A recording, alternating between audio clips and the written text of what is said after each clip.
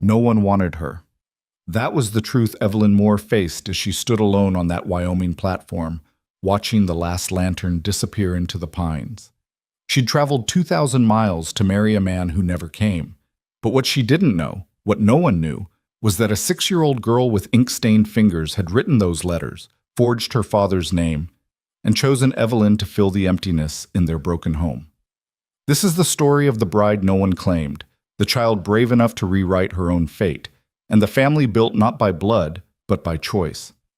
Stay with me until the end, hit that like button, and comment your city so I can see how far this story travels. The train's whistle cut through the autumn air like a knife through silk, sharp and final. Evelyn Moore pressed her gloved hand against the cold window, watching as the endless prairie gave way to clusters of pine trees, their shadows long in the late afternoon sun. Her heart hammered beneath her gray traveling dress, a rhythm of hope and terror that had accompanied her for 7 days across the American frontier. She was 24 years old, unmarried, and until 3 months ago had been teaching at Miss Pritchard's School for Young Ladies in Philadelphia. Now she was traveling to Pine Hollow, Wyoming territory, to marry a man she'd never met. A man named Caleb Grant, whose letters had been sparse but steady, whose words had painted pictures of a simple life in a growing settlement where a schoolteacher's skills would be valued and a carpenter's hands could build a future. The train lurched, metal screaming against metal, and began to slow. Evelyn's fingers found the edge of the envelope in her pocket. The last letter, the one that had confirmed the date of her arrival. She didn't need to read it again. She'd memorized every line during the sleepless nights in stuffy railway cars, repeating them like prayers. Miss Moore, your decision brings light to a house that has known too much darkness. Arrive on the 15th of October. I will be waiting. The 15th had come. She smoothed her skirts, adjusted the cameo at her throat, her mother's, the only thing of value she still owned, and lifted her chin. Whatever waited in Pine Hollow, she would face it with dignity. She'd made her choice, and Evelyn Moore did not turn back. The platform appeared outside her window, rough-hewn planks weathered silver by wind and time. A handful of buildings clustered beyond it, their paint fading, their windows reflecting the copper light of approaching dusk. Pine Hollow was smaller than she'd imagined, quieter, the kind of place where a stranger's arrival would be noticed by everyone. She rose as the train shuddered to a stop, gathering her carpet bag and the leather case that held her books, the few treasures she couldn't leave behind. Around her, other passengers moved with practiced efficiency, but Evelyn forced herself to move slowly, to breathe deeply, to calm the trembling in her hands. He will be there, he promised. The conductor, a weathered man with kind eyes, helped her down the narrow steps. Her boots touched the platform, and the reality of it struck her with unexpected force. This was Wyoming. This was the frontier. This was her future. "Good luck, miss," the conductor said, tipping his cap. There was something in his voice, pity, perhaps, or warning, that made her look at him sharply. But he'd already turned away, moving down the platform to help an elderly woman with her parcels. Evelyn set down her bags and scanned the platform. A young couple stood near the station house, embracing. A man in a dusty coat collected a crate of supplies. 2 children chased each other around a post, their laughter bright against the settling quiet. But no one approached her. No one called her name. Minutes passed. The other passengers dispersed, claimed by family or purpose, swallowed by the town beyond the tracks. The sun dipped lower, painting the pines a deep crimson. Evelyn remained where she was, her hands folded over her bag, her expression carefully composed. Perhaps he's been delayed. Perhaps there was business in town that couldn't wait. The station master emerged from the small building, a portly man with suspenders straining over his belly. He glanced at her, looked away, then looked back with obvious reluctance. "You waiting on someone, miss?" "Yes." Her voice was steady, proud. "Mr. Caleb Grant. He was to meet me here." The station master's face shifted, surprise, then something darker. Understanding, perhaps, or recognition. "Caleb Grant, you say?" "Yes, I'm Evelyn Moore. I've come from Philadelphia to—" She paused, feeling heat rise in her cheeks despite the cooling air. "We have an arrangement." "An arrangement." He repeated the word slowly, as if tasting them, finding them strange. He removed his cap, scratched his graying hair, replaced it. "Miss Moore, Caleb Grant doesn't come into town much. Keeps to himself out at his place. I'm aware he values his privacy, but he knew I was arriving today. He sent confirmation." The station master shifted his weight, clearly uncomfortable. Behind him, the station house door opened, and a woman peered out, sharp-eyed, curious. She whispered something to someone inside, and suddenly Evelyn felt the weight of invisible eyes, the town's attention settling on her like dust. "Maybe there's been a misunderstanding," the station master offered, his tone suggesting he believed no such thing. "The Grant place is about 3 miles north, up past Miller's Creek. Not an easy walk, especially near dark. Then perhaps someone could give me directions or arrange transport." "Well now, I suppose someone could, but—" He glanced back at the station house, at the woman still watching. "Maybe you ought to wait until morning. Mrs. Brennan runs a boarding house just up the street. Clean rooms, fair prices." Evelyn heard what he didn't say. "Wait until morning because Caleb Grant isn't coming. Wait until morning because everyone here knows something you don't." "Thank you," she said, her voice frost over steel. "But I prefer to settle matters tonight. If Mr. Grant has been unavoidably detained, I'm certain he'll arrive shortly." The station master opened his mouth, closed it, then shook his head slightly. "Suit yourself, miss. I'll be locking up the station in an hour, but you're welcome to the bench until then." He retreated into the station house, leaving Evelyn alone on the platform as the shadows deepened and the temperature dropped. She moved to the bench he'd indicated, a simple wooden affair with no back, facing the tracks rather than the town, and sat down carefully, arranging her skirts, keeping her spine straight. He will come. But the minutes stretched into an hour, and the hour stretched toward 2. The station master locked his doors and left without another word, though his glance was heavy with pity. Other townspeople passed, a shopkeeper closing his store, a woman herding children home, a rancher on horseback who slowed to stare before riding on. Evelyn met each gaze steadily, refusing to look away first, refusing to show the fear that was beginning to curl cold fingers around her heart. The sun set. Stars emerged, sharp and cold in the crystalline sky. Evelyn's fingers had gone numb despite her gloves.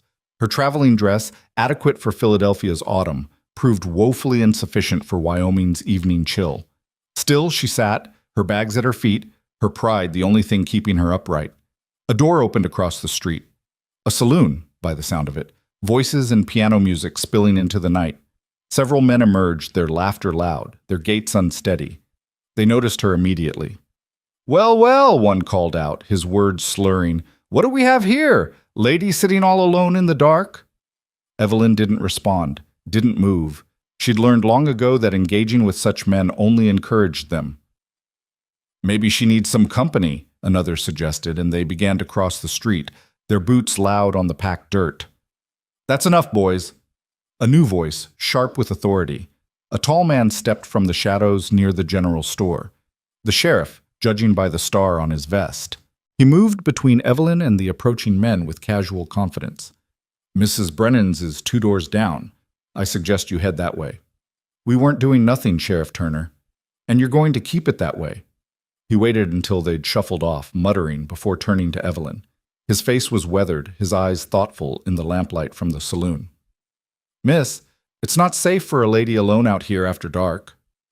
"I'm waiting for someone." "I heard." He tilted his head, studying her.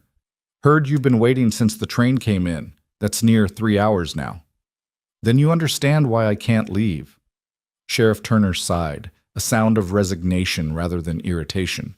He was perhaps 40, with the careful movements of a man who'd learned to read situations quickly. "Miss Moore, is it?"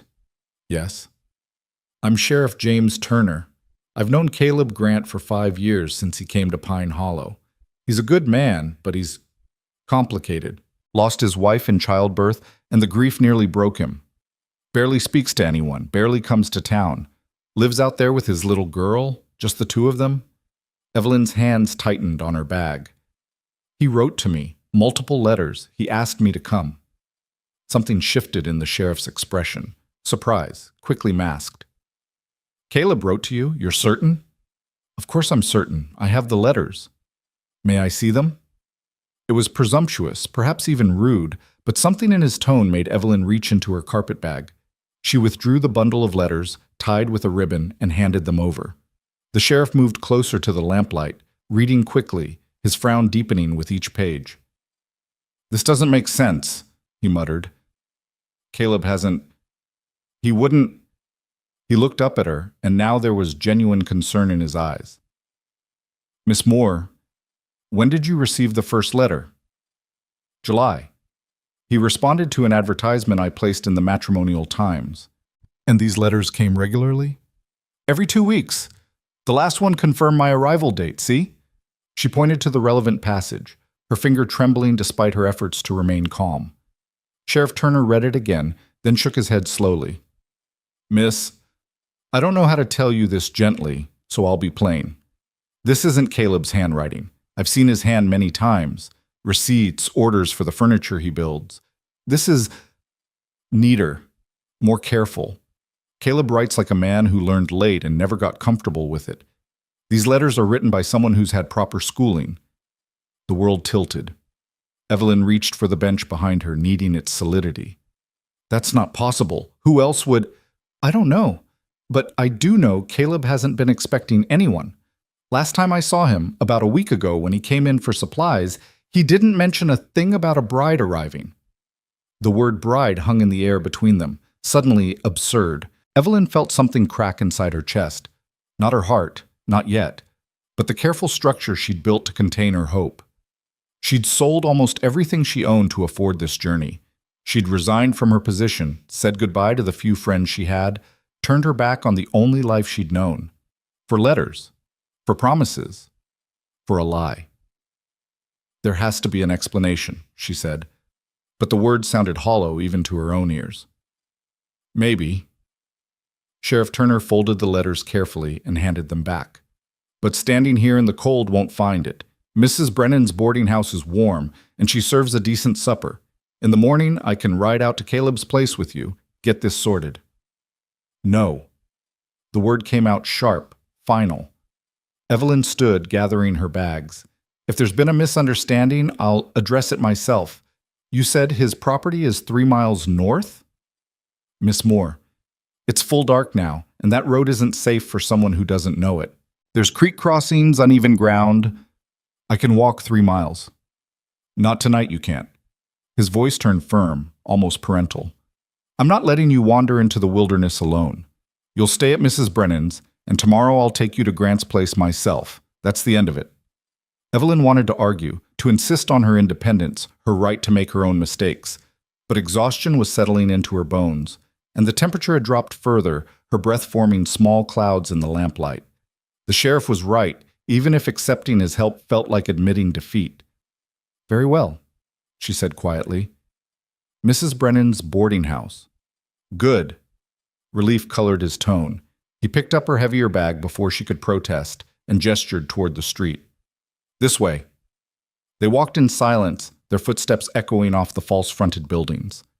Evelyn tried to ignore the faces in windows, the conversations that paused as they passed. The town was small enough that her presence had already become gossip, her abandonment on the platform a story to be shared over supper tables and whispered in shops. The woman who came all this way for a man who didn't want her. Mrs. Brennan's boarding house was a 2-story structure with a wide porch and lace curtains in every window. Light spilled from inside, warm and inviting, mocking Evelyn's cold reality. The sheriff climbed the steps and knocked, and a moment later the door opened to reveal a stout woman in her 50s with shrewd eyes and flour-dusted hands. "Sheriff Turner?" She wiped her hands on her apron, her gaze moving past him to Evelyn. "And you must be the young lady from the train. I heard you were still waiting." Of course she had. The entire town had probably heard. "Mrs. Brennan, this is Miss Evelyn Moore. She needs a room for the night." "Does she now?" Mrs. Brennan stepped back, allowing them entry into a hallway that smelled of baking bread and lemon oil. "Well, come in then, both of you. No sense standing in the cold." The interior was meticulously clean, almost aggressively neat. Evelyn counted 4 doors off the main hallway, stairs leading up to the second floor, and a parlor to the right where 2 elderly gentlemen sat playing checkers. They looked up as she entered, curiosity naked on their faces. "I have a room at the back," Mrs. Brennan said, all business now. "Quiet, overlooks the garden. $2 a week, includes breakfast and supper. Laundry costs extra." "Just one night," Evelyn said, pulling coins from her reticule. The weight of her remaining money was distressingly light. "Perhaps two." $2 for 2 nights, then." Mrs. Brennan accepted the coins, testing their weight with practiced efficiency. "Supper's past, but I can bring you a plate. You look half frozen, poor thing." The unexpected kindness nearly undid Evelyn's composure. She blinked hard, focusing on the floral wallpaper, the ticking clock on the mantel, anything but the sympathy in Mrs. Brennan's eyes. "Thank you," she managed. "That would be most appreciated." "I'll leave you in Mrs. Brennan's capable hands," Sheriff Turner said, setting down Evelyn's bag. "I'll come by tomorrow morning, around 9. We'll ride out to Grant's place together." "Sheriff," Evelyn paused, choosing her words carefully. "Does Mr. Grant have a daughter?" "Lila. She's 6, maybe 7 by now. Sweet little thing, though quiet as a mouse. Lost her mother before she could remember her. Caleb does his best, but raising a girl alone—" He trailed off, shaking his head. "Why do you ask?" "Just something you said earlier, about him living with his daughter." But Evelyn's mind was already working, turning over possibilities. A child, letters written in careful, educated script. Someone who's had proper schooling. Could a 6-year-old write those letters? It seemed impossible. But children could be clever, and loneliness could make them desperate. "Get some rest, Miss Moore," the sheriff said, interrupting her thoughts. "Things may look clear in the morning." He left, and Mrs. Brennan led Evelyn up the narrow stairs to a small room at the back of the house. It was simple but clean, a narrow bed with a handmade quilt, a washstand with a chipped basin, a single window overlooking a dark garden. The boarding house owner lit the lamp on the bedside table, and warm light filled the space. "I'll bring your supper up," she said. Then, surprisingly, she placed a gentle hand on Evelyn's shoulder. "Whatever brought you here, dear, and whatever disappointment you've met, you're safe now. We'll sort it out." Alone, Evelyn sank onto the bed and finally allowed herself to feel the full weight of her situation. She'd been so certain, so convinced that the letters represented a genuine connection, a chance at a life she'd dared to want. She'd ignored the warnings from other teachers, the concerned looks from friends, the voice in her own head that whispered it was too good to be true. And now, here she was, in a strange town with almost no money, no prospects, and no idea what she would find tomorrow at Caleb Grant's cabin. She pulled the letters from her bag and spread them on the bed, reading them again with new eyes. The handwriting was indeed careful, almost painstakingly so. The word choices were thoughtful, but sometimes oddly formal, as if the writer was trying very hard to sound adult. And there were small things she'd dismissed before. A smudge here, a slightly crooked line there, the faint impression of what might be practice attempts showing through from previous pages. "Your decision brings light to a house that has known too much darkness." What child would write such a thing? And yet, what adult would forge such elaborate lies? A knock at the door interrupted her examination. Mrs. Brennan entered with a tray, stew still steaming, fresh bread with butter, and tea so hot it fogged in the cool air. "You'll feel better with food in you," she said, setting the tray on the small table by the window. She hesitated, then added, "I won't pry into your business, Miss Moore, but if you need help or advice or just someone to talk to, I've lived in Pine Hollow for 20 years. I know most everyone and most everything that happens here." "Thank you, Mrs. Brennan. That's very kind." "Not kind, just practical. Women on the frontier have to look out for each other." She moved toward the door, then paused. "For what it's worth, Caleb Grant's not a bad man. Broken, maybe, but not bad.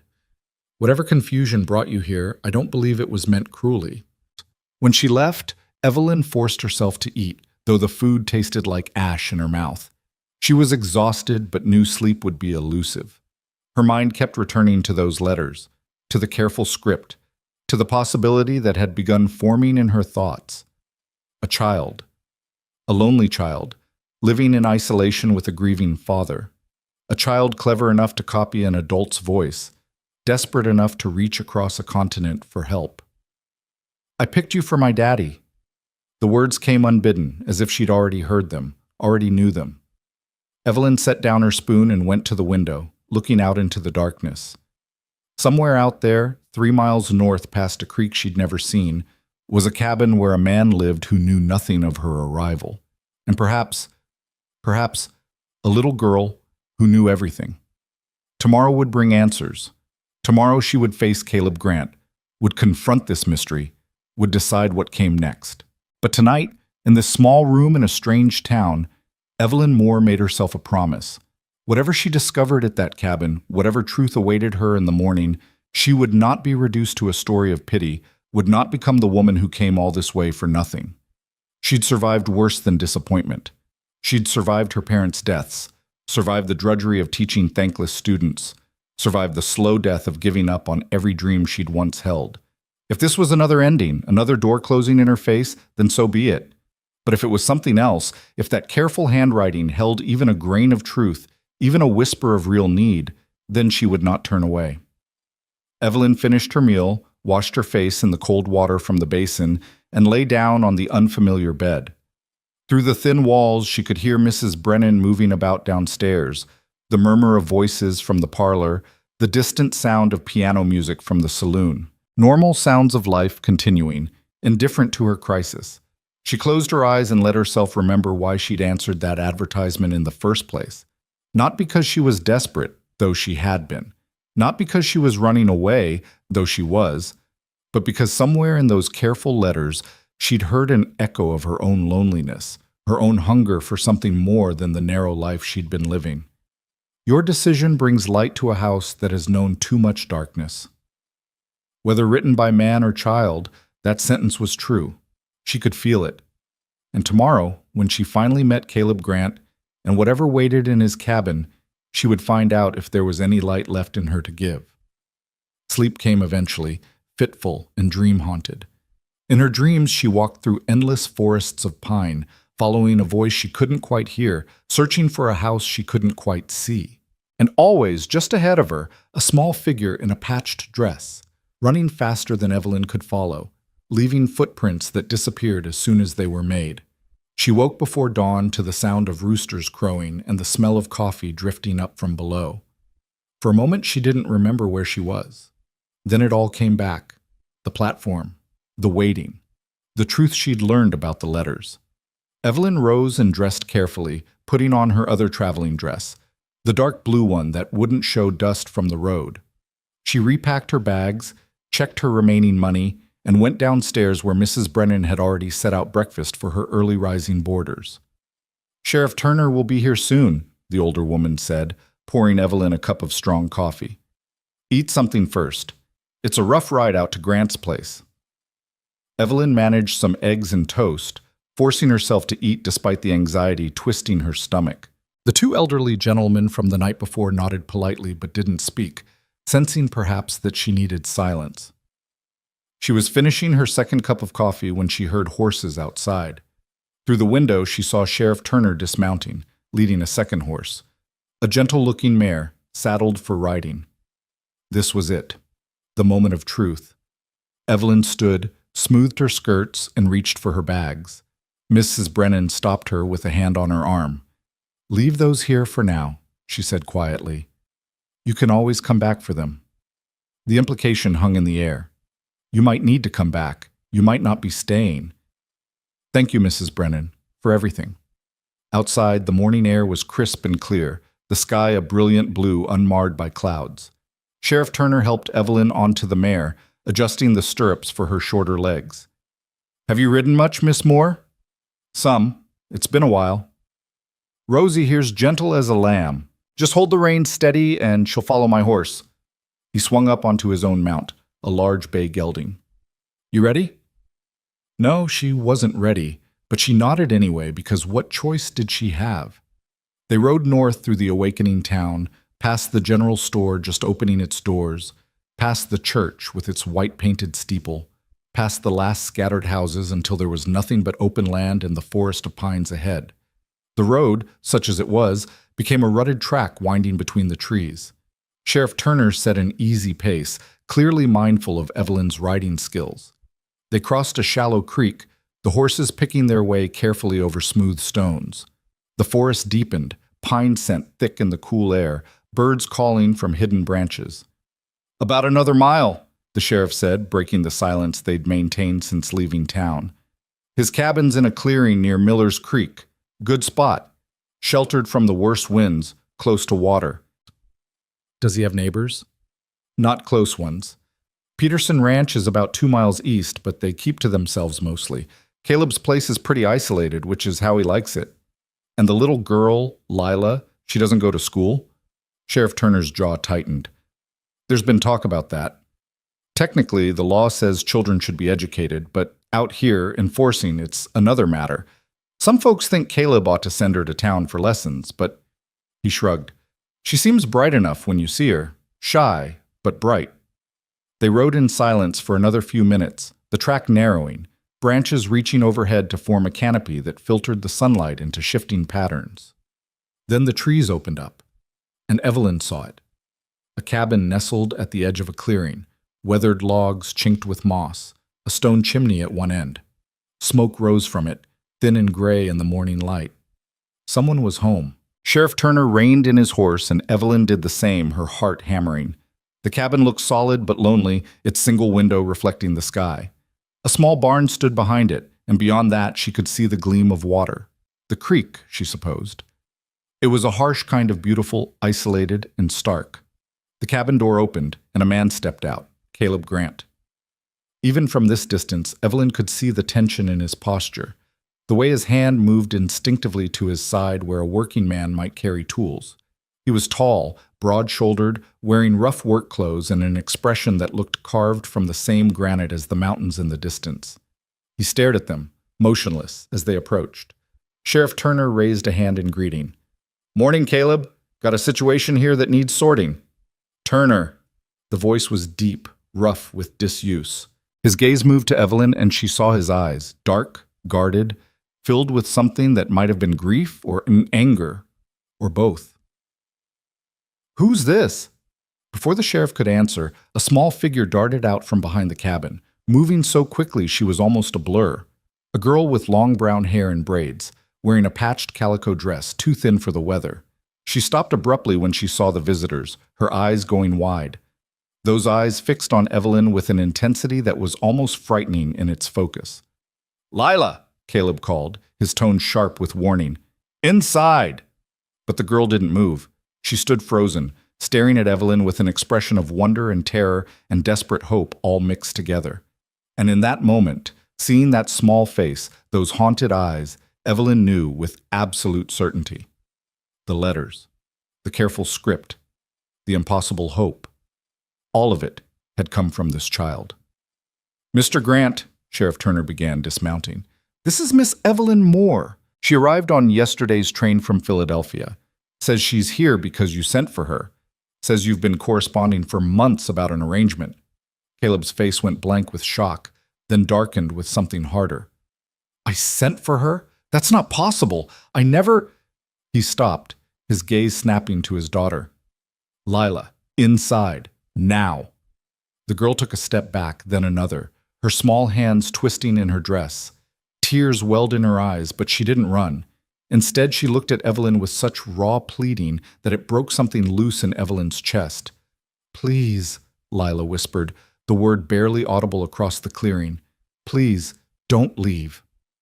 And Evelyn understood, in that single moment of heartbreak, that she'd traveled 2,000 miles, not for a man's promise, but for a child's desperate prayer. That everything she thought she'd lost on that platform, the hope, the future, the possibility of belonging, might actually be waiting here in this clearing, if only she was brave enough to claim it. She dismounted before she could question the impulse, her legs unsteady after the long ride. Sheriff Turner reached out to steady her, but she stepped forward on her own, moving toward the cabin, toward the man who stood like a sentinel in his doorway, toward the girl who'd gambled everything on a stranger's kindness. "Mr. Grant," she said, her voice carrying across the clearing with a confidence she didn't feel.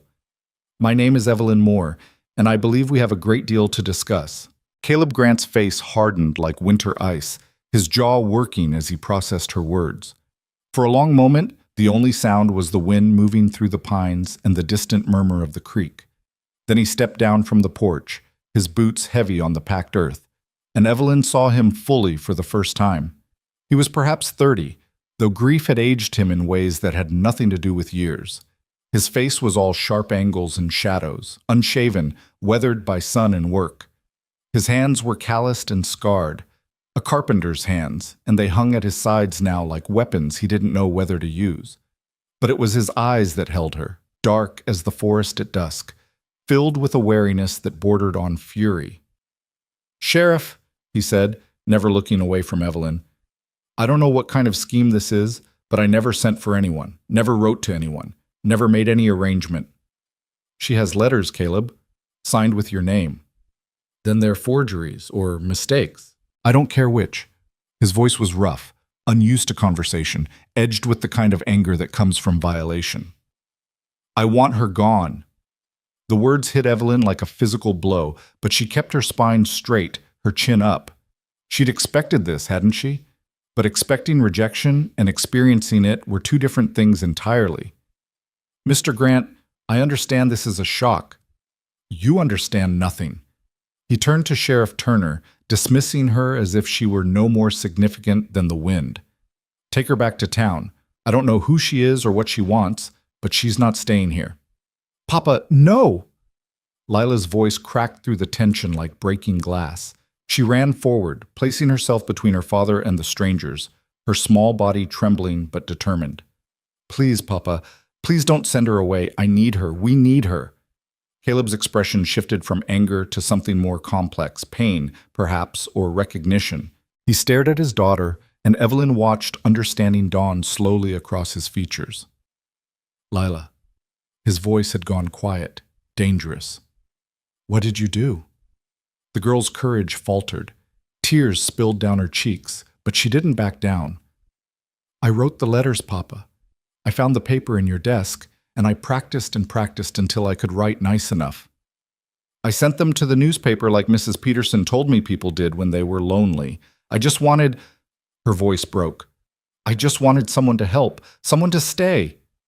The silence that followed was terrible. Caleb seemed to fold inward, his shoulders sagging as if under an impossible weight. He raised one hand to his face, pressed his palm against his eyes, and when he lowered it, all the anger had drained away, leaving only exhaustion. "7 years old," he whispered. "You're 7 years old, Lila. How could you possibly—" He couldn't finish. He looked at Evelyn then, really looked at her, and she saw apology and shame and desperate weariness all tangled together. "Miss Moore, there are no words. What my daughter did was wrong, unforgivable. The deception, the cost to you, the cost was mine to pay," Evelyn interrupted quietly. "No one forced me onto that train. I came because I chose to." "You came because you were lied to, by a child who doesn't understand what she's done." He reached for Lila's shoulder, pulled her gently but firmly to his side. "She'll apologize, and then the sheriff will take you back to town. I'll pay for your return fare to Philadelphia, your lodging until the next train east. It's the least I can do." Sheriff Turner cleared his throat. "Caleb, maybe we should all go inside, talk this through properly. It's cold out here, and Miss Moore's had a long journey. There's nothing to talk through." "I think there is." Evelyn spoke before she could question the wisdom of it. 3 pairs of eyes turned to her. Caleb's hostile, the sheriff's surprised, Lila's desperately hopeful. "Your daughter didn't do this on a whim, Mr. Grant. She wrote multiple letters over 3 months. She maintained a correspondence. She convinced me of a reality that, while false in its authorship, might be true in its need. We don't need—" "Yes, you do." The words came out sharper than she intended, sharpened by her own anger and fear and the reckless courage of having nothing left to lose. "Look at her, Mr. Grant. Really look at her. She's 7 years old, living in isolation with a father who, by all accounts, barely speaks to anyone. She's clever enough to forge letters, desperate enough to reach across a continent for help, and brave enough to stand here now knowing she might be punished for it. That's not the behavior of a child who's thriving." Caleb's face darkened again, but this time there was something defensive in it, something wounded. I take care of my daughter. I don't doubt that you keep her fed and sheltered. But is she educated? Does she have friends, playmates, any contact with other children? Does she know how to read beyond what she's taught herself? Does she— Enough. His voice cracked like a whip. You know nothing about us. Nothing about what we've survived, what we've lost. You have no right. You're absolutely correct. Evelyn stepped forward, close enough now to see the fine lines around his eyes, the gray threading through the dark hair at his temples. I have no right to judge you, but I do have the right to speak for myself, and here is my truth, Mr. Grant. I sold everything I owned to come here. I gave up my position, my home, my life, such as it was. I have $17 to my name and no prospects in Philadelphia worth returning to. So before you put me on that train east, answer me one question honestly. He said nothing, but his jaw tightened. Does your daughter know how to read? The silence stretched. Lila looked up at her father, biting her lip. Caleb stared at Evelyn with something that might have been hatred or might have been fear of exposure. She knows some, he said finally. I've taught her what I can. In arithmetic? History? Geography? Science? She doesn't need— Yes, she does. Every child does. And you know it, or you wouldn't look so angry right now. Evelyn softened her voice slightly, seeing the pain beneath his defensiveness. I'm not here to judge your parenting, Mr. Grant. I'm here because I'm a teacher. I've spent 6 years educating young ladies in Philadelphia, and whatever brought me to your door, deception or fate or a child's desperate gamble, the fact remains that I'm here now, and I'm qualified to help. Sheriff Turner shifted his weight, his horse snorting softly. She has a point, Caleb. The girl could use some proper schooling. We can't afford— I'm not asking for money. Evelyn spoke quickly, sensing an opening. I'm asking for a chance. Let me stay for 1 week. Let me teach Lila, see if I can help. At the end of that week, if you still want me gone, I'll leave without argument. But if there's even a possibility that I could make a difference here, don't you owe it to your daughter to try? Caleb looked down at Lila, and Evelyn watched the war play out across his face. Pride fought with practicality. Anger struggled against love. The desire to maintain control battled with the undeniable truth that his daughter needed more than he could give her alone. Please, Papa. Lila's voice was small but steady. I picked her. I picked her special. I read all the letters in the newspaper, and hers was the kindest. She talked about teaching children to love learning, about making lessons fun. She sounded like she might understand. Understand what, baby? Being lonely. The words hung in the morning air, simple and devastating. Caleb closed his eyes briefly, and when he opened them, the fight had gone out of him. 1 week, he said roughly. But you sleep in the barn. I'll clean out the tack room, make it suitable. And you teach Lila only, nothing else. You don't cook, don't clean, don't interfere with how I run my household. When the week's done, if I say you leave, you leave. No arguments. Agreed. Evelyn's heart hammered with relief and terror in equal measure. She'd bought herself 7 days. 7 days to prove her worth, to make herself indispensable, to find a place in this broken little family. It was more than she'd had 5 minutes ago. Sheriff Turner exhaled slowly, clearly relieved to have avoided further conflict. I'll ride back to town. Let Mrs. Brennan know to hold Miss Moore's things for now.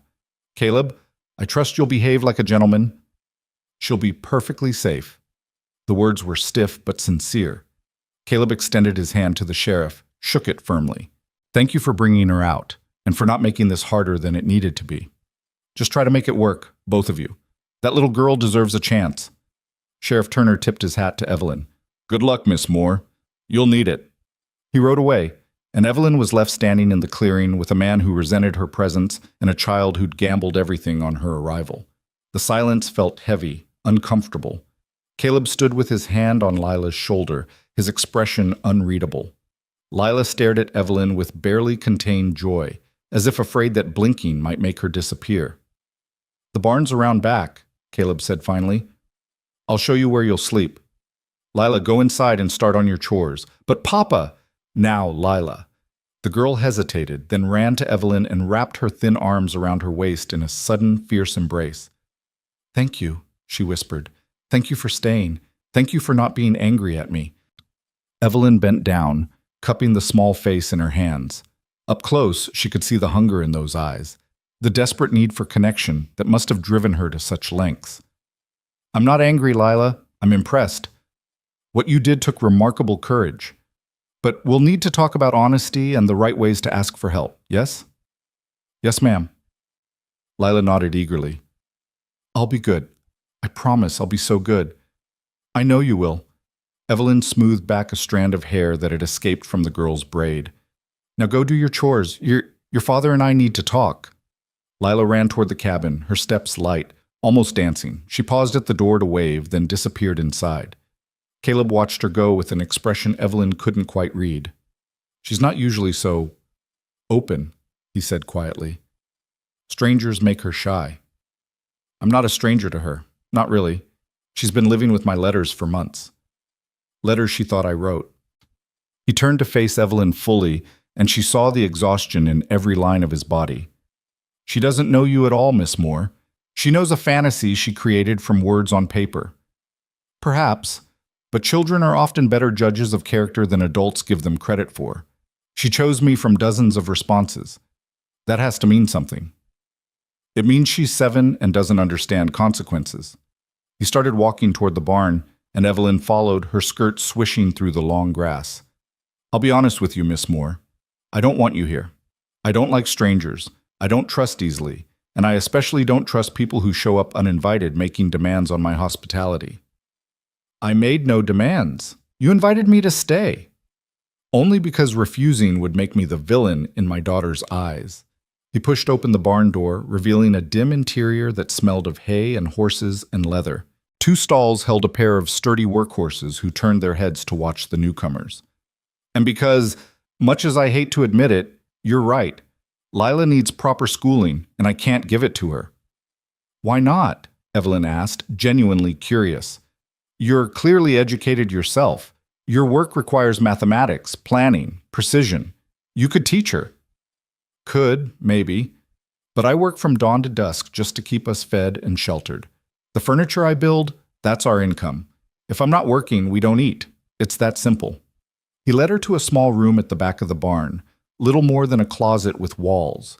Saddles and bridles hung from pegs, and tools lined makeshift shelves.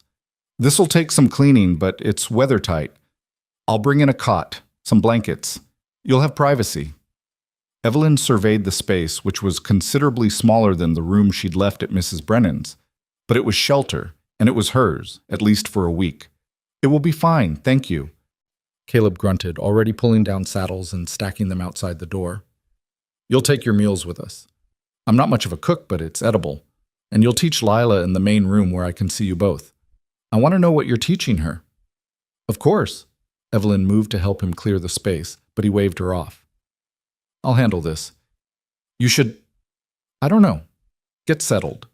Or something. He paused, leather reins in his hands, not looking at her. Miss Moore, I need you to understand something. My daughter is everything to me. The only thing.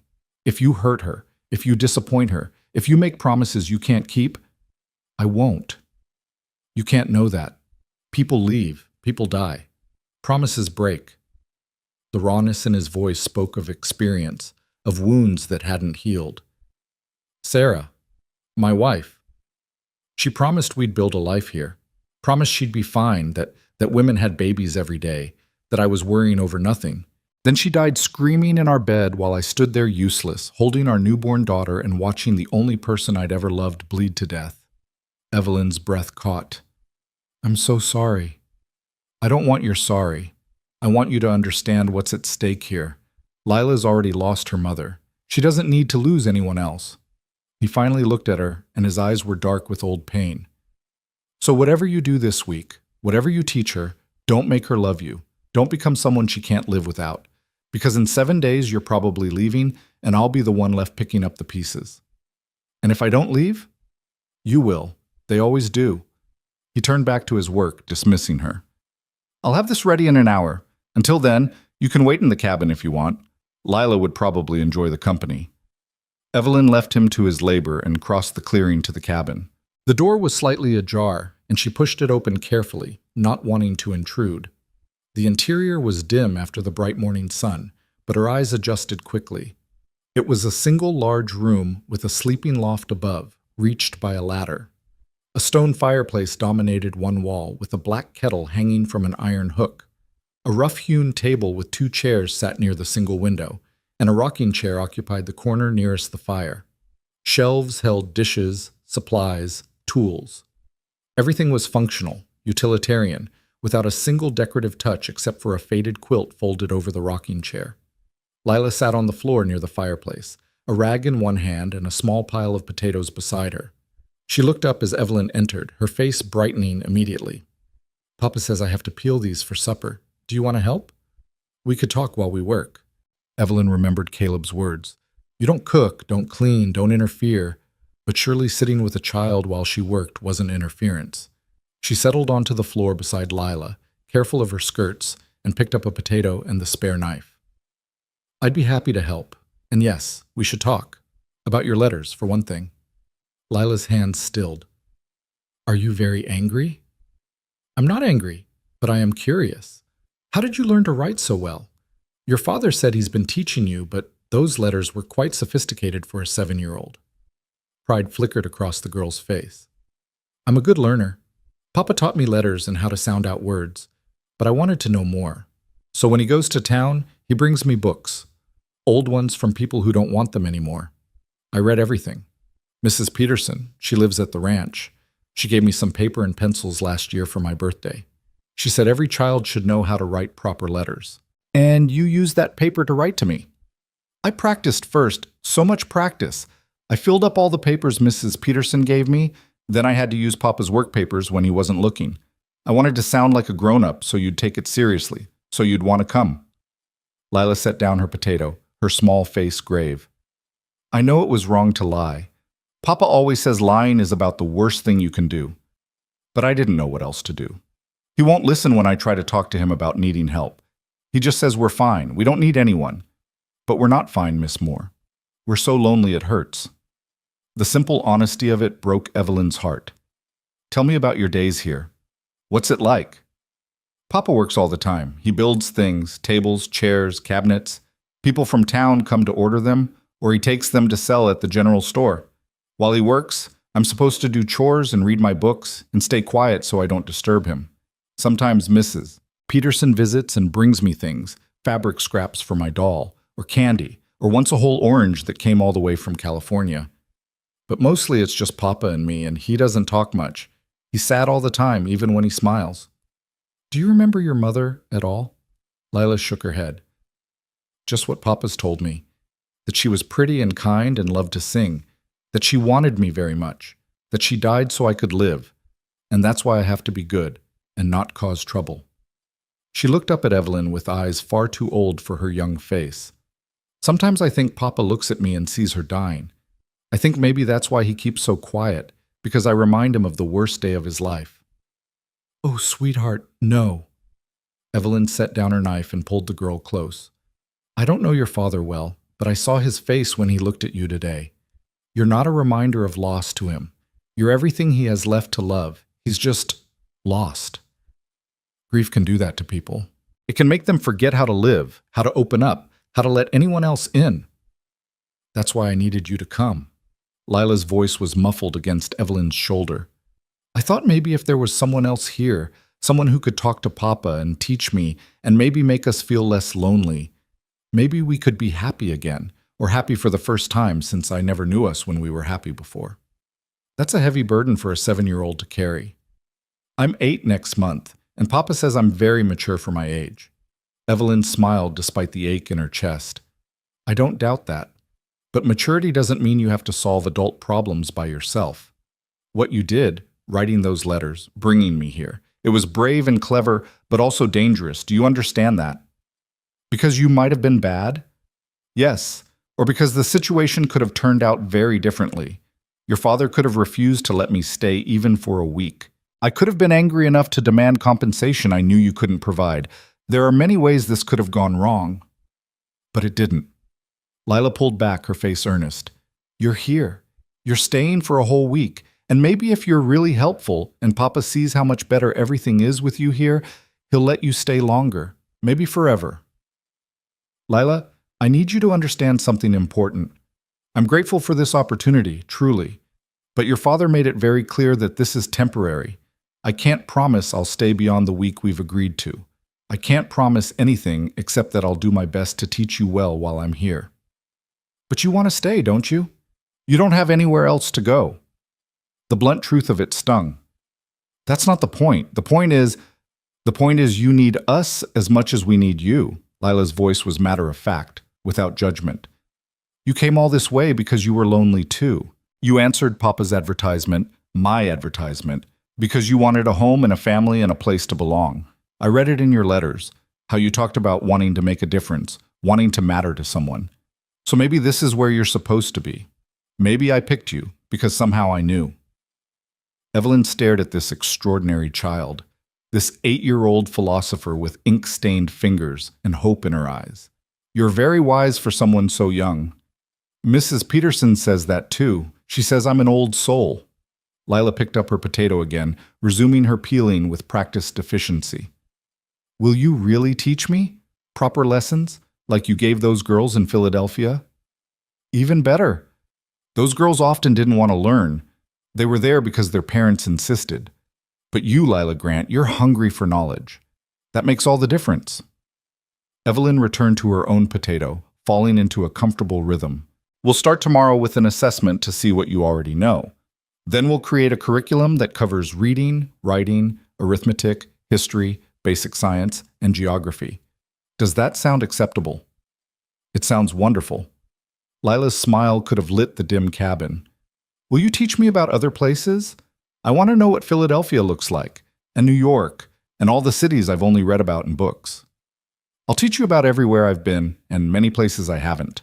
We'll look at maps together, trace routes across continents, imagine ourselves in London and Paris and Rome. I can't imagine anything better. They worked in companionable silence for a while, peeling potatoes and cutting them into chunks for whatever meal Caleb would prepare later. Through the window, Evelyn could see him emerging from the barn, carrying an armload of tools. He looked toward the cabin, his expression unreadable from this distance, then headed toward a work shed she hadn't noticed before. He's probably going to work on Mr. Harrison's table, Lila said, following her gaze. He promised it by next week, and he's worried he won't finish in time. He worries about that a lot, disappointing people, not meeting his promises. That's why he was so upset about the letters. Not just because I lied, but because now someone's disappointed because of him, even though it wasn't really his fault. Your father seems like a good man carrying too much responsibility alone. He is good. He's just sad and scared and doesn't know how to be different. Lila set aside the last peeled potato and stood, wiping her hands on her apron. I should start the fire for supper. Papa likes it ready when he comes in so he doesn't have to stop working any longer than necessary.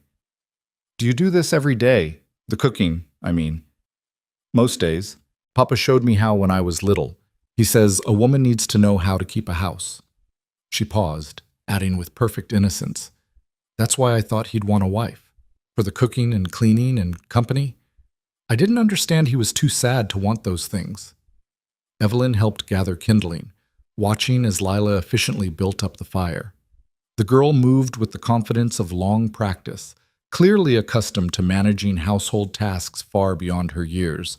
It was impressive and heartbreaking in equal measure. Miss Moore? Lila asked as she hung the pot of potatoes over the fire. What should I call you? Miss Moore feels very formal for someone who's going to be teaching me every day. What would you like to call me? Could I call you Miss Evelyn? That sounds friendlier, like we're family, almost. Miss Evelyn would be perfect. They spent the rest of the morning together, Lila chattering about her books and her dreams, while Evelyn listened and observed. The girl was indeed remarkably bright, her vocabulary extensive, her curiosity boundless. She'd taught herself to read beyond basic comprehension, and her questions ranged from the practical, how did trains work, to the philosophical. Why did some people have so much while others had so little? Around noon, Caleb appeared in the doorway, his shirt dusty with sawdust, his face tired. He glanced between Lila and Evelyn, seeming surprised to find them sitting together at the table, a battered primer open between them. Just checking that everything's acceptable, he he said gruffly. Very acceptable, Papa. Miss Evelyn's been telling me about Philadelphia, and she says tomorrow we'll start real lessons with a proper curriculum and everything. That's good. That's good. He shifted his weight, clearly uncomfortable. I should get back to work. Lila, don't bother Miss Moore too much. She's not bothering me at all, Evelyn assured him. She's been helping me understand what she already knows so I can plan appropriately. Caleb nodded, already backing toward the door. But Lila jumped up, running to him. Papa, aren't you going to eat lunch? I'll take some bread and cheese to the workshop. I need to keep working. But you always say we should eat proper meals together when we can. There was a pleading note in Lila's voice that Evelyn hadn't heard before. Miss Evelyn's here now. We could all eat together. It would be nice. Caleb's jaw tightened. He looked at Evelyn, then back at his daughter, clearly trapped between his desire to maintain distance and his inability to deny Lila anything. I suppose I could take a short break. They ate simple fare. Bread, cheese, some dried apples. Sitting around the small table in uncomfortable silence, Caleb kept his eyes on his plate, eating with mechanical efficiency. Lila kept trying to spark conversation, telling her father about the lessons planned for tomorrow, but his responses were monosyllabic at best. Finally, Evelyn broke the tension. Mr. Grant, I wanted to thank you for preparing the space in the barn. I'm sure it was an inconvenience, and I appreciate the effort. He looked up, surprise flickering across his face, as if he'd forgotten she could speak. It's adequate? More than adequate. It's quite comfortable. Good. He returned to his food, but after a moment added, There's a basin out there now, and I brought a pitcher for water. Lila can show you where the well is, and there's extra blankets if you need them. Gets cold at night this time of year. Thank you. That's very thoughtful. Another silence. Then Lila, bless her, tried again. Papa, Miss Evelyn says she can teach me about geography and history and all sorts of things you don't have time to teach. Isn't that wonderful? Very wonderful, Caleb agreed, but his tone was flat. And maybe she could help you too sometimes, with reading orders or keeping accounts or… Lila! The warning in his voice was clear. Miss Moore is here to teach you, not to work for us. Don't ask for more than what's been agreed. I was just thinking, I know what you were thinking. But this isn't permanent, baby. You understand that, right? Miss Moore has her own life, her own plans. She's doing us a kindness by staying this week, but then she'll need to return to her real life. Evelyn saw the hope drain from Lila's face, replaced by stubborn determination. But what if she doesn't want to leave? What if she likes it here? It doesn't matter what any of us want. Life isn't about want. It's about reality, and reality is that Miss Moore belongs somewhere else. He pushed back from the table, his meal barely touched. I need to get back to work. Thank you for lunch. He was gone before either of them could respond, the door closing with deliberate care. Not a slam, but a statement nonetheless. Lila stared after him, her eyes bright with unshed tears. He's trying to protect you, Evelyn said gently. He doesn't want you to hope for something that might not happen. But it could happen. If we show him how good it is with you here. If we prove we're better as 3 instead of 2. Lila, listen to me. Your father is right. I can't make promises about staying. But what I can promise is that this week I'll give you my full attention and effort. I'll teach you as much as I possibly can. And whatever happens after that, you'll have those lessons, that knowledge. No one can take that away from you. It wasn't enough. Evelyn could see it in the girl's face, the disappointment and frustration. But Lila was learning, even now, one of life's hardest lessons, that wanting something desperately doesn't make it so. They cleaned up the lunch dishes together, and then Evelyn suggested they use the afternoon to prepare materials for the next day's lessons. Lila brightened somewhat at this, eager to help, and they spent hours creating makeshift teaching aids from whatever materials they could find. Scraps of paper became alphabet cards. A stick and some ash from the fireplace created a makeshift slate. Lila's worn books were organized by subject and difficulty. As the afternoon shadows lengthened, Evelyn became aware of the rhythmic sound of sawing and hammering from Caleb's workshop. The man was as good as his word. He worked ceaselessly, pausing only when absolutely necessary. It was both admirable and concerning. No one could maintain such a pace indefinitely without breaking. As evening approached, Lila began preparing supper. a stew using the potatoes they'd peeled earlier, along with some preserved meat and vegetables from the root cellar. Evelyn offered to help, but remembered Caleb's restrictions and instead busied herself organizing her few belongings in the barn room. It was indeed comfortable, surprisingly so. Caleb had brought in a decent cot with a thick mattress, several quilts, a small table and chair, and even a lantern with extra oil. The space was clean and private, smelling of hay and leather, but not unpleasantly so. She could hear the horses shifting in their stalls, their presence somehow comforting. She was hanging her spare dress on a peg when Lila appeared in the doorway, her face anxious. "Supper's ready, Miss Evelyn. Will you come eat with us?" Of course. They walked back to the cabin together as dusk settled over the clearing. Through the workshop window, Evelyn could see lamplight and Caleb's silhouette bent over his work. Lila hesitated, then ran to knock on the workshop door. "Papa, supper's ready." "I'll eat later," came the muffled response. "But Papa, you need to eat while it's hot.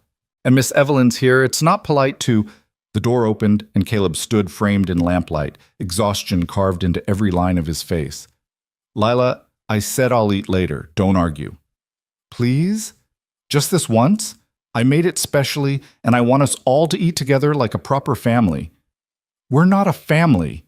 The words came out harsh, too harsh, and Evelyn saw him immediately regret them. But the damage was done. Lila's face crumpled, and she turned and ran toward the cabin, tears streaming. Caleb closed his eyes, his hand gripping the doorframe. "I didn't mean—" "I know what you meant," Evelyn said quietly. "You meant to protect her from hoping, but Mr. Grant, she's going to hope anyway. Children always do. The question is whether you let her hope alone or whether you have the courage to hope with her." "Hope for what? For you to stay? That's not happening, Miss Moore. In 6 days you'll leave, and we'll go back to how things were." "Will you? Or will Lila remember this week for the rest of her life? Remember what it felt like to have someone besides her father care about her education, her dreams, her future? Remember what it felt like to not be alone?" Evelyn stepped closer, lowering her voice so only he could hear. "You're so busy protecting her from disappointment that you're denying her joy. Is that really what you want?" He stared at her, something complicated moving behind his eyes. For a moment she thought he might argue, might order her to leave immediately. Instead, he sighed deeply. "Tell Lila I'll be there in 5 minutes. I need to clean up." He closed the door, leaving Evelyn alone in the gathering darkness. She hurried back to the cabin, where she found Lila sitting by the fire, wiping her eyes with her apron. "He's coming," Evelyn said softly. "He just needs a few minutes." "He hates me." "Oh, sweetheart, no. He loves you more than anything in this world. He's just scared." "Scared of what?" "Of losing you. Of failing you. Of not being enough." Evelyn knelt beside the girl, smoothing back her hair. "Your father lost someone he loved very much. That kind of loss changes people. It makes them afraid to open their hearts again, afraid to risk feeling that kind of pain a second time. But I won't leave him. I'm his daughter." "I know. But what you did, bringing me here, it forced him to face that fear, to acknowledge that you need more than he can give you alone. That's terrifying for a parent." The door opened and Caleb entered, his face and hands scrubbed clean, his hair damp. He looked at Lila with such raw apology that Evelyn had to look away, feeling like an intruder. "I'm sorry, Lila Bug," he said, using what must have been an old endearment. "What I said before, I didn't mean we're not a family. You and I, we're a family. We'll always be a family. I just meant that Miss Moore isn't part of—" He stopped, seeming to realize he was making it worse. Lila ran to him, and he caught her up in his arms despite her size, holding her the way he must have when she was smaller. They stayed like that for a long moment, and Evelyn discreetly turned to stir the stew, giving them privacy. When they finally sat down to eat, the atmosphere was different, still awkward, but with an undercurrent of something softer. They ate mostly in silence, but it was a companionable silence rather than a hostile one. Occasionally, Lila would comment on something, and both adults would respond. Small, careful steps toward something that might, with time and patience, resemble normalcy. After supper, while Lila washed dishes and Evelyn dried them, Caleb remained at the table, apparently too tired to immediately return to work. He watched them work together, his expression unreadable. Then, surprising everyone, he spoke. Lila, Miss Moore, I want to apologize. Not just for tonight, but for this whole situation. I should have handled it better. Should have... He trailed off, struggling with words that clearly didn't come easily. What I'm trying to say is that I appreciate you staying, Miss Moore, and I'll try to be less difficult about it. Thank you, Mr. Grant. That means a great deal. And Lila? He waited until his daughter looked at him. I'm proud of you for being brave enough to ask for help, even if the way you did it wasn't right. And I'm sorry I haven't been able to give you everything you need. You give me everything I need, Papa. Love and food and a home. Miss Evelyn just gives me more. The simplicity of it seemed to undo something in Caleb. He nodded once, roughly, then stood. I should get back to work for another hour or so before bed. Lila, don't stay up too late. You'll need your rest for lessons tomorrow. After he left, Lila turned to Evelyn with shining eyes. He called me Lila Bug. He hasn't used that name in years. I think maybe he's starting to see that this can work, that you being here can be good for us. Evelyn wanted to caution against too much hope, but looking at that radiant young face, she couldn't bring herself to dampen the joy. So instead, she simply smiled and suggested they plan tomorrow's lessons in more detail. They spent another hour together, sitting by the firelight, mapping out a curriculum that was ambitious but achievable. Lila's enthusiasm was infectious, and Evelyn found herself getting excited despite her uncertainty about the future. Teaching was what she loved most, and here was a student who actually wanted to learn. It was more than she'd had in years. Eventually, Lila began yawning, and Evelyn sent her up to the loft to sleep. Alone, she banked the fire and prepared to return to the barn when Caleb entered, his day's work finally done. Miss Moore, I wanted to talk to you. Alone. Evelyn's heart quickened, but she kept her voice steady. Of course. He poured himself a cup of water, drank it slowly, clearly buying time to find the right words. Finally, he said, I need to understand your situation, your real situation. You said you have $17 and no prospects back east. Is that true? Yes. And the teaching position you left, you can't return to it? No, I resigned formally. They've already hired my replacement. Family? Friends who could help you? I'm an orphan, Mr. Grant. My parents died of influenza when I was 19. I have no siblings, no close relatives. The friends I had in Philadelphia were professional acquaintances more than true companions. She met his eyes steadily, refusing to be ashamed of her circumstances. I came west because I had nothing left to hold me east. So yes, when your daughter wrote those letters, I saw them as an opportunity for a new beginning. Perhaps that makes me desperate, or perhaps it makes me brave. I honestly don't know anymore. He studied her for a long moment, and she could see him reassessing, recalculating. So if you leave here after the week is done, what will you do? Find work somewhere, perhaps in Pine Hollow, if there are positions available. I could teach privately, or work in a shop, or, be honest. How long would $17 last you? 2 weeks, perhaps 3 if I'm very careful. And then? I don't know. The admission cost her, but she wouldn't lie. I'd find something. I always have. Caleb was quiet for so long she thought the conversation was over. Then he said, What if I offered you a proposition? Not what Lila's hoping for. Don't misunderstand me there. But a practical arrangement that could benefit both of us. Evelyn's pulse raced. I'm listening. Stay for the winter, not as my wife or anything foolish like that, but as Lila's teacher. A proper teacher with a proper salary. I can't pay much, but I could offer room and board plus $10 a month. That's all I can afford, but it would give you a place to stay through the worst weather and give Lila the education she needs. Winter? That's 4 months, roughly. Spring comes late here. He crossed his arms, defensive. It's a practical solution, Miss Moore. You need a place to stay, and Lila needs a teacher. I'm not offering anything more than that. You'd still sleep in the barn, still keep to yourself beyond the teaching hours. This would be a business arrangement, nothing more. And at the end of winter? We reassess. See if the arrangement still makes sense, or if you'd rather move on. He held her gaze, and she saw something in his eyes she hadn't expected. Hope, carefully guarded, but there nonetheless. I know it's not ideal, it's not what you traveled here for, but it's what I can offer, and it's genuine. Evelyn's mind raced through the implications. 4 months. A salary, however modest. Time to teach Lila properly. Time to perhaps help this broken family heal. Time to figure out her own future. It was more than she'd dared hope for when she'd stood alone on that platform yesterday, abandoned and lost. I accept, she said. Caleb exhaled and some of the tension left his shoulders. Good.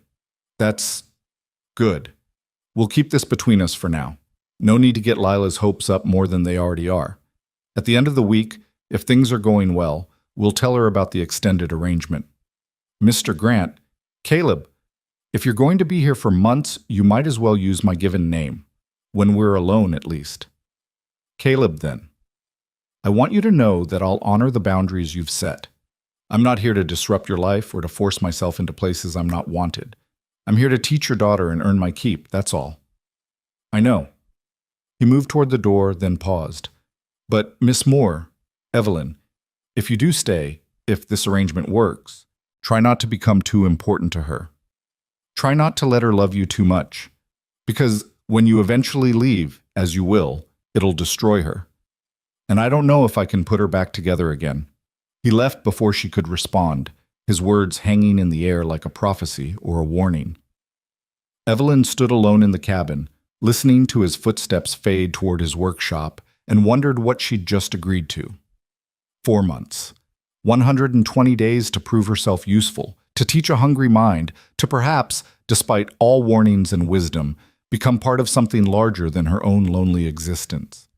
She returned to the barn, to her small room with its comfortable cot and the sound of horses breathing in the darkness. Tomorrow would bring lessons and careful negotiations of boundaries. Tomorrow would test whether a teacher, a carpenter, and a clever child could build something lasting from the fragments of their separate loneliness. But tonight, for the first time since stepping off that train, Evelyn Moore allowed herself to feel something dangerously close to hope. The morning arrived cold and clear, frost glittering on the grass like scattered diamonds. Evelyn woke to the sound of Caleb already at work in his shop, the rhythmic rasp of his saw a steady heartbeat beneath the silence.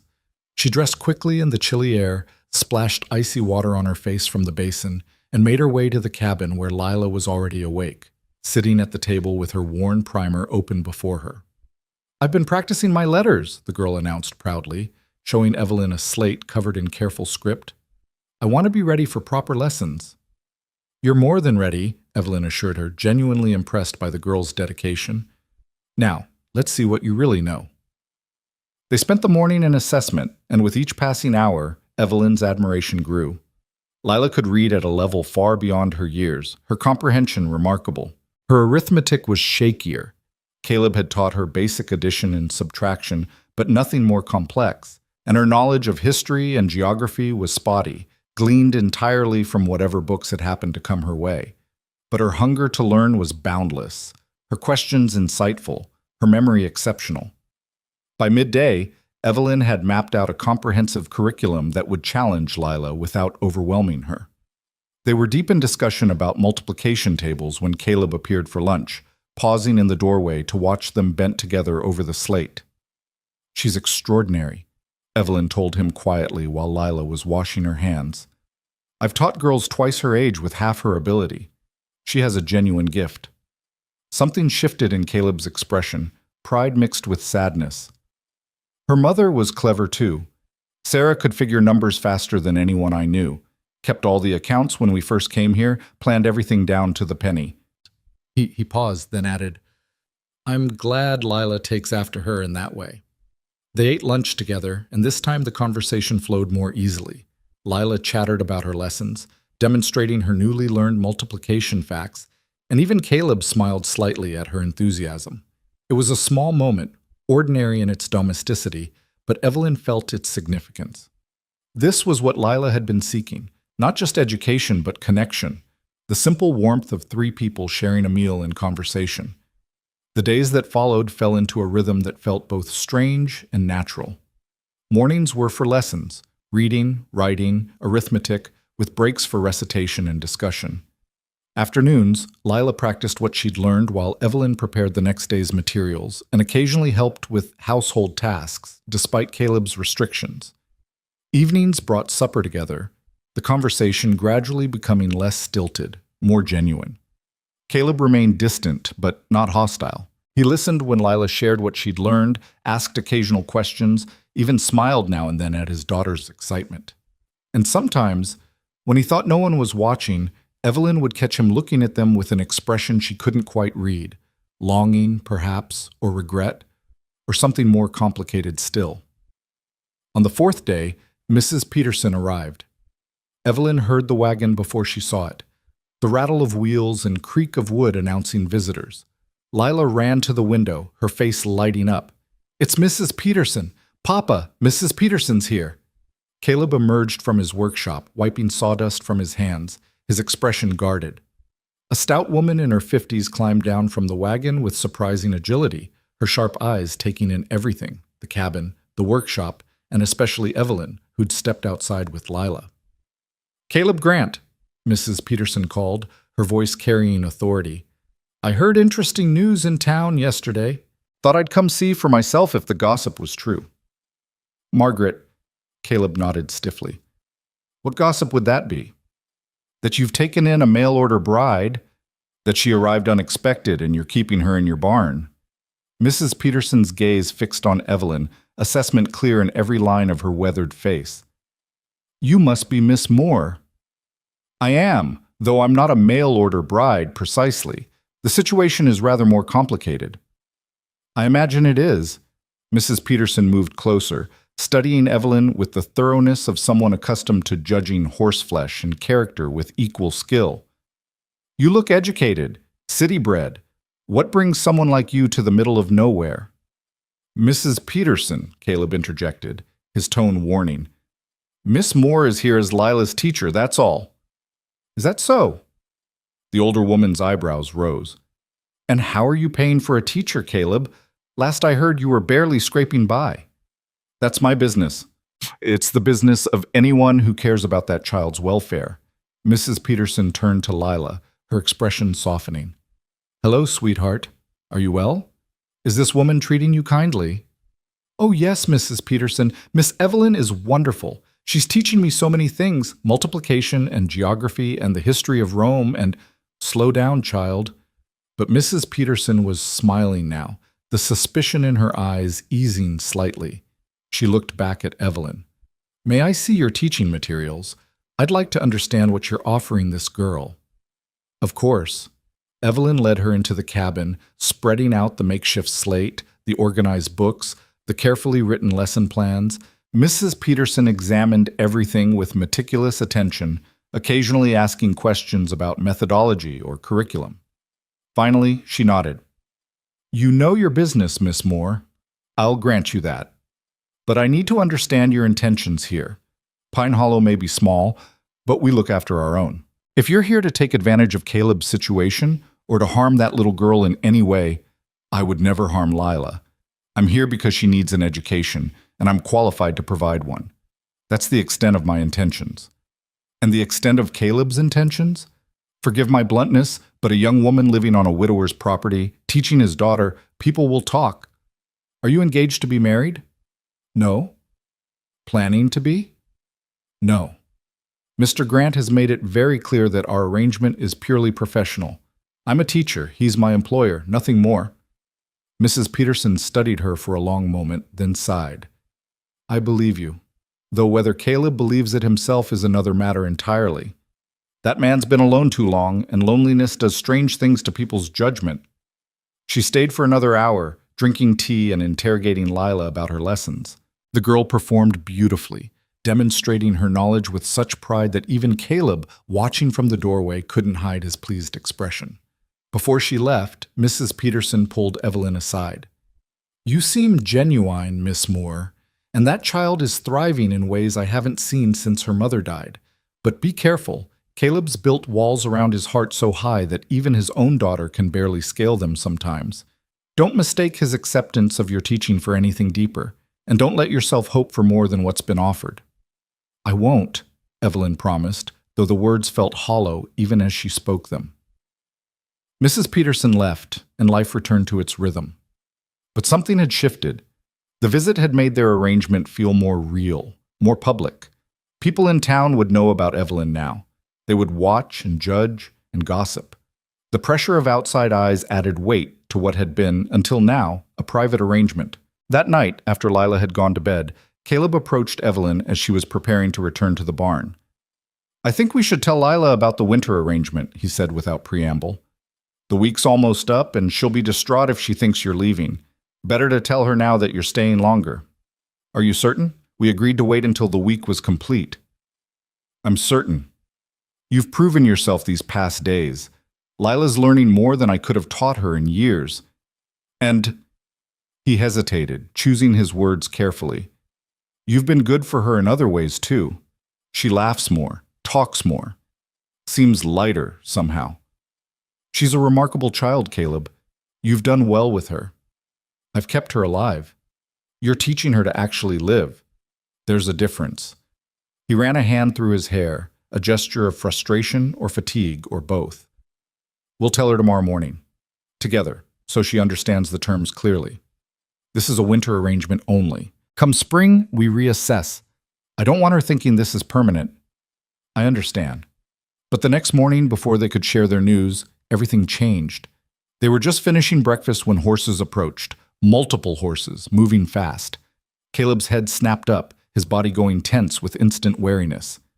Through the window, Evelyn saw 3 riders, one of them wearing a dark suit despite the rural setting, official-looking, threatening in their formality. "Lila, go to your loft," Caleb ordered, his voice sharp. "Now." "But Papa, now!" The girl scrambled up the ladder, fear clear on her face. Evelyn moved to follow her, to offer comfort, but Caleb caught her arm. "Stay. You're part of this household now. You should hear whatever they've come to say." He opened the door before the visitors could knock, stepping out onto the porch with the solid presence of a man defending his territory. The suited man dismounted, flanked by 2 larger men who looked like hired muscle.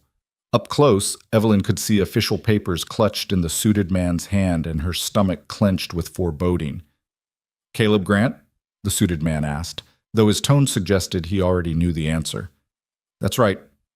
Who's asking?" "My name is Raymond Thatcher. I'm an attorney from Cheyenne." He held up the papers. "I represent the estate of Sarah Grant, née Colburn. Specifically, I represent Mrs. Helen Colburn, Sarah's mother and Lila Grant's maternal grandmother." The color drained from Caleb's face. "Helen Colburn has no claim on my daughter." "I'm afraid she disagrees. Mrs. Colburn has filed a petition with the territorial court requesting custody of her granddaughter. She argues that a child being raised in isolation by a single father without proper education or female guidance is being neglected. She wishes to provide Lila with the advantages of city life, proper schooling, and appropriate supervision." "Neglected?" Caleb's voice was dangerous now, trembling with barely controlled rage. "My daughter is loved and cared for. She has everything she needs." "Does she attend school?" "She's being educated at home." "By you? A carpenter with minimal formal education?" Thatcher's tone was dismissive, cruelly efficient. "Mrs. Colburn has documentation showing that you rarely bring the child to town, that she has no social interaction with other children, that she's being raised in conditions far below what her mother's family could provide. The court is inclined to agree that a change of custody would be in the child's best interest." Evelyn stepped forward before she could stop herself. "That's not true. Lila is receiving an excellent education. I'm her teacher. I was employed at Miss Pritchard's School for Young Ladies in Philadelphia before coming here. I can provide documentation of my credentials." Thatcher's cold gaze swept over her. "And you are?" "Miss Evelyn Moore. I've been engaged by Mr. Grant to educate his daughter." "For how long?" "Since—" Evelyn glanced at Caleb, making a split-second decision. "Since early summer. I've been working with Lila for months now." It was a lie, but a necessary one. If Thatcher knew she'd only been here a few days, it would support his argument that Caleb had scrambled to find a teacher only after legal action had been threatened. "I see." Thatcher made a note on his papers. And you reside where exactly? On the property. In appropriate quarters, naturally. Naturally. His skepticism was palpable. Mr. Grant, regardless of recent changes to your household, the court date is set for 2 weeks from today in Pine Hollow. Judge Morrison will hear arguments from both sides and make a determination about Lila's future. Mrs. Colburn will be arriving from Cheyenne with character witnesses and documentation of her suitability as a guardian. I suggest you obtain legal representation and prepare your defense. Good day. He remounted, and the three men rode away, leaving silence in their wake. Caleb stood frozen on the porch, his face ashen, his hands clenched into fists at his sides. From inside the cabin came a small, broken sound, Lila crying. Evelyn moved past Caleb and found the girl huddled in the corner of her loft, her face buried in her arms. Lila, sweetheart, they're going to take me away. The words were muffled, but audible. That lawyer man, he's going to make me go live with Grandmother Colburn, and I'll never see Papa again. That's not going to happen. We won't let it happen. How can we stop them? They have a judge and lawyers and everything. Lila looked up, her face streaked with tears, her eyes wild with terror. I don't even know Grandmother Colburn.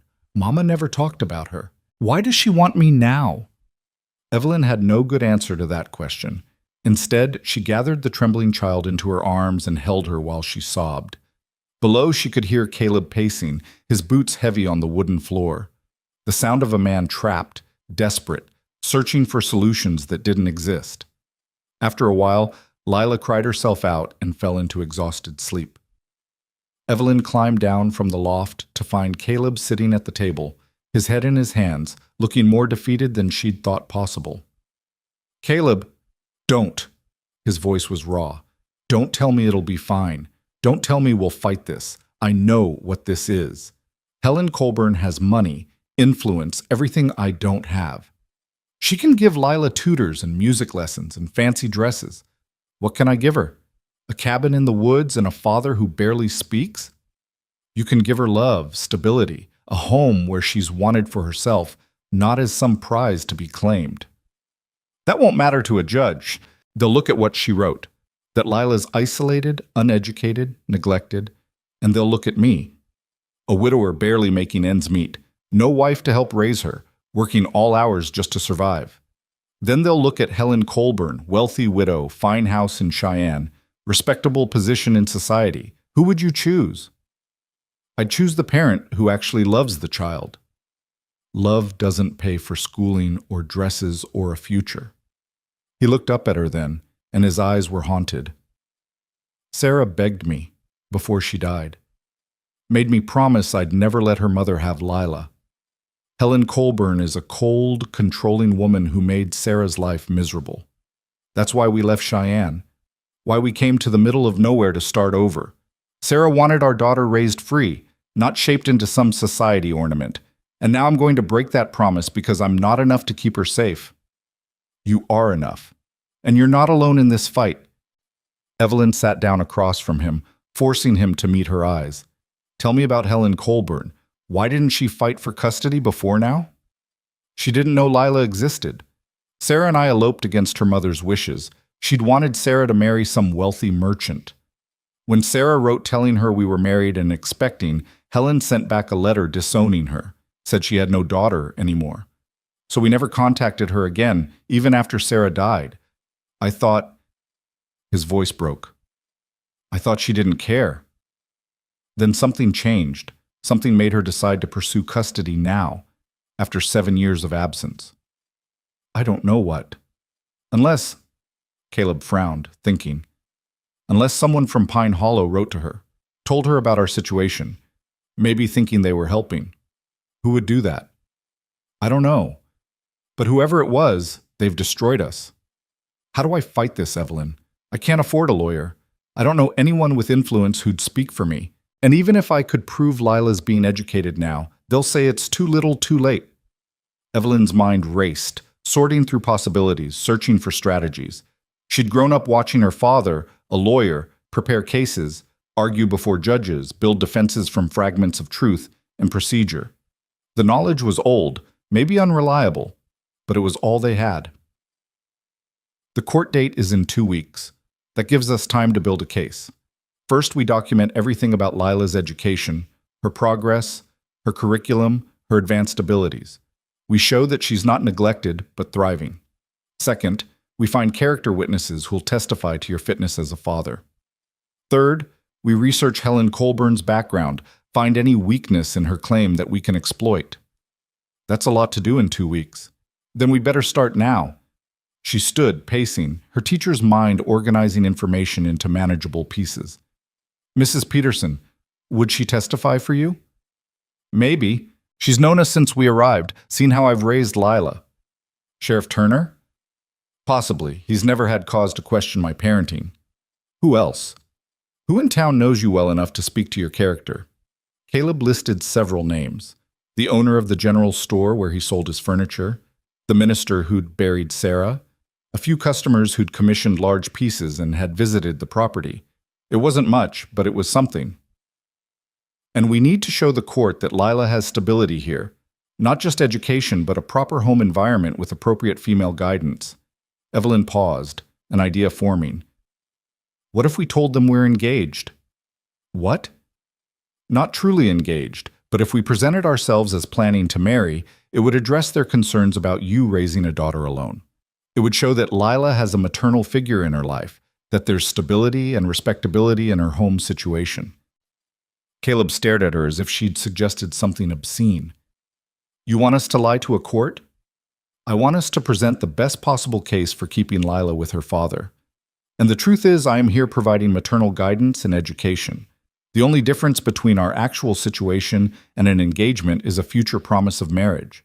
We don't have to actually marry. We just need to convince the judge that we're planning to. And after the hearing? When people expect a wedding that never happens? We'll deal with that when the time comes. Right now, we focus on keeping Lila safe. Caleb was silent for a long time, wrestling with the proposition. Finally, he said, I won't ask you to perjure yourself for us. This is my battle, my failure. You've already done more than anyone had a right to expect. This stopped being just your battle the moment Lila grabbed me in that clearing and begged me not to leave. I care about that child, Caleb. I won't stand by and watch her be taken from the only home she's ever known. Why? The question was raw, vulnerable. Why do you care so much? You barely know us. Because I understand what it feels like to be taken from everything you know and love. My parents died when I was 19, and suddenly I had nothing. No home, no family, no anchor in the world. I survived, but I remember the terror of it. And I won't let Lila experience that if there's anything I can do to prevent it. Something shifted in Caleb's expression, gratitude perhaps, or the beginning of trust. If we do this, if we claim to be engaged, it has to be convincing. Judges aren't fools. They'll ask questions, look for inconsistencies. Then we prepare our story carefully. We make sure every detail aligns. Evelyn sat back down, pulling paper toward her. When did we meet? When did you propose? What are our plans for the future? We need answers to all of it.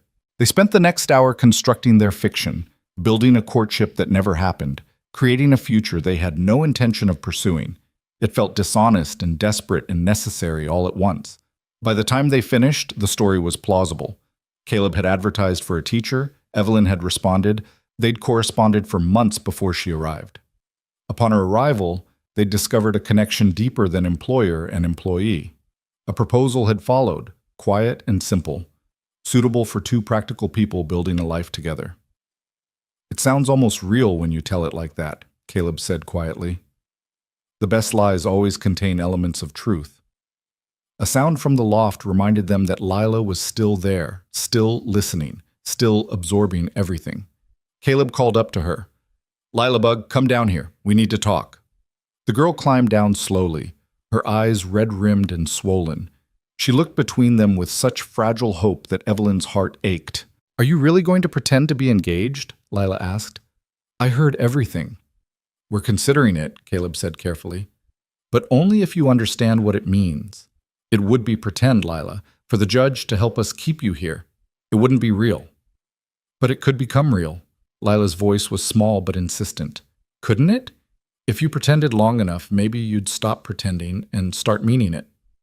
Leela, that's not... I know it's not guaranteed, Papa. I'm not stupid, but it could happen.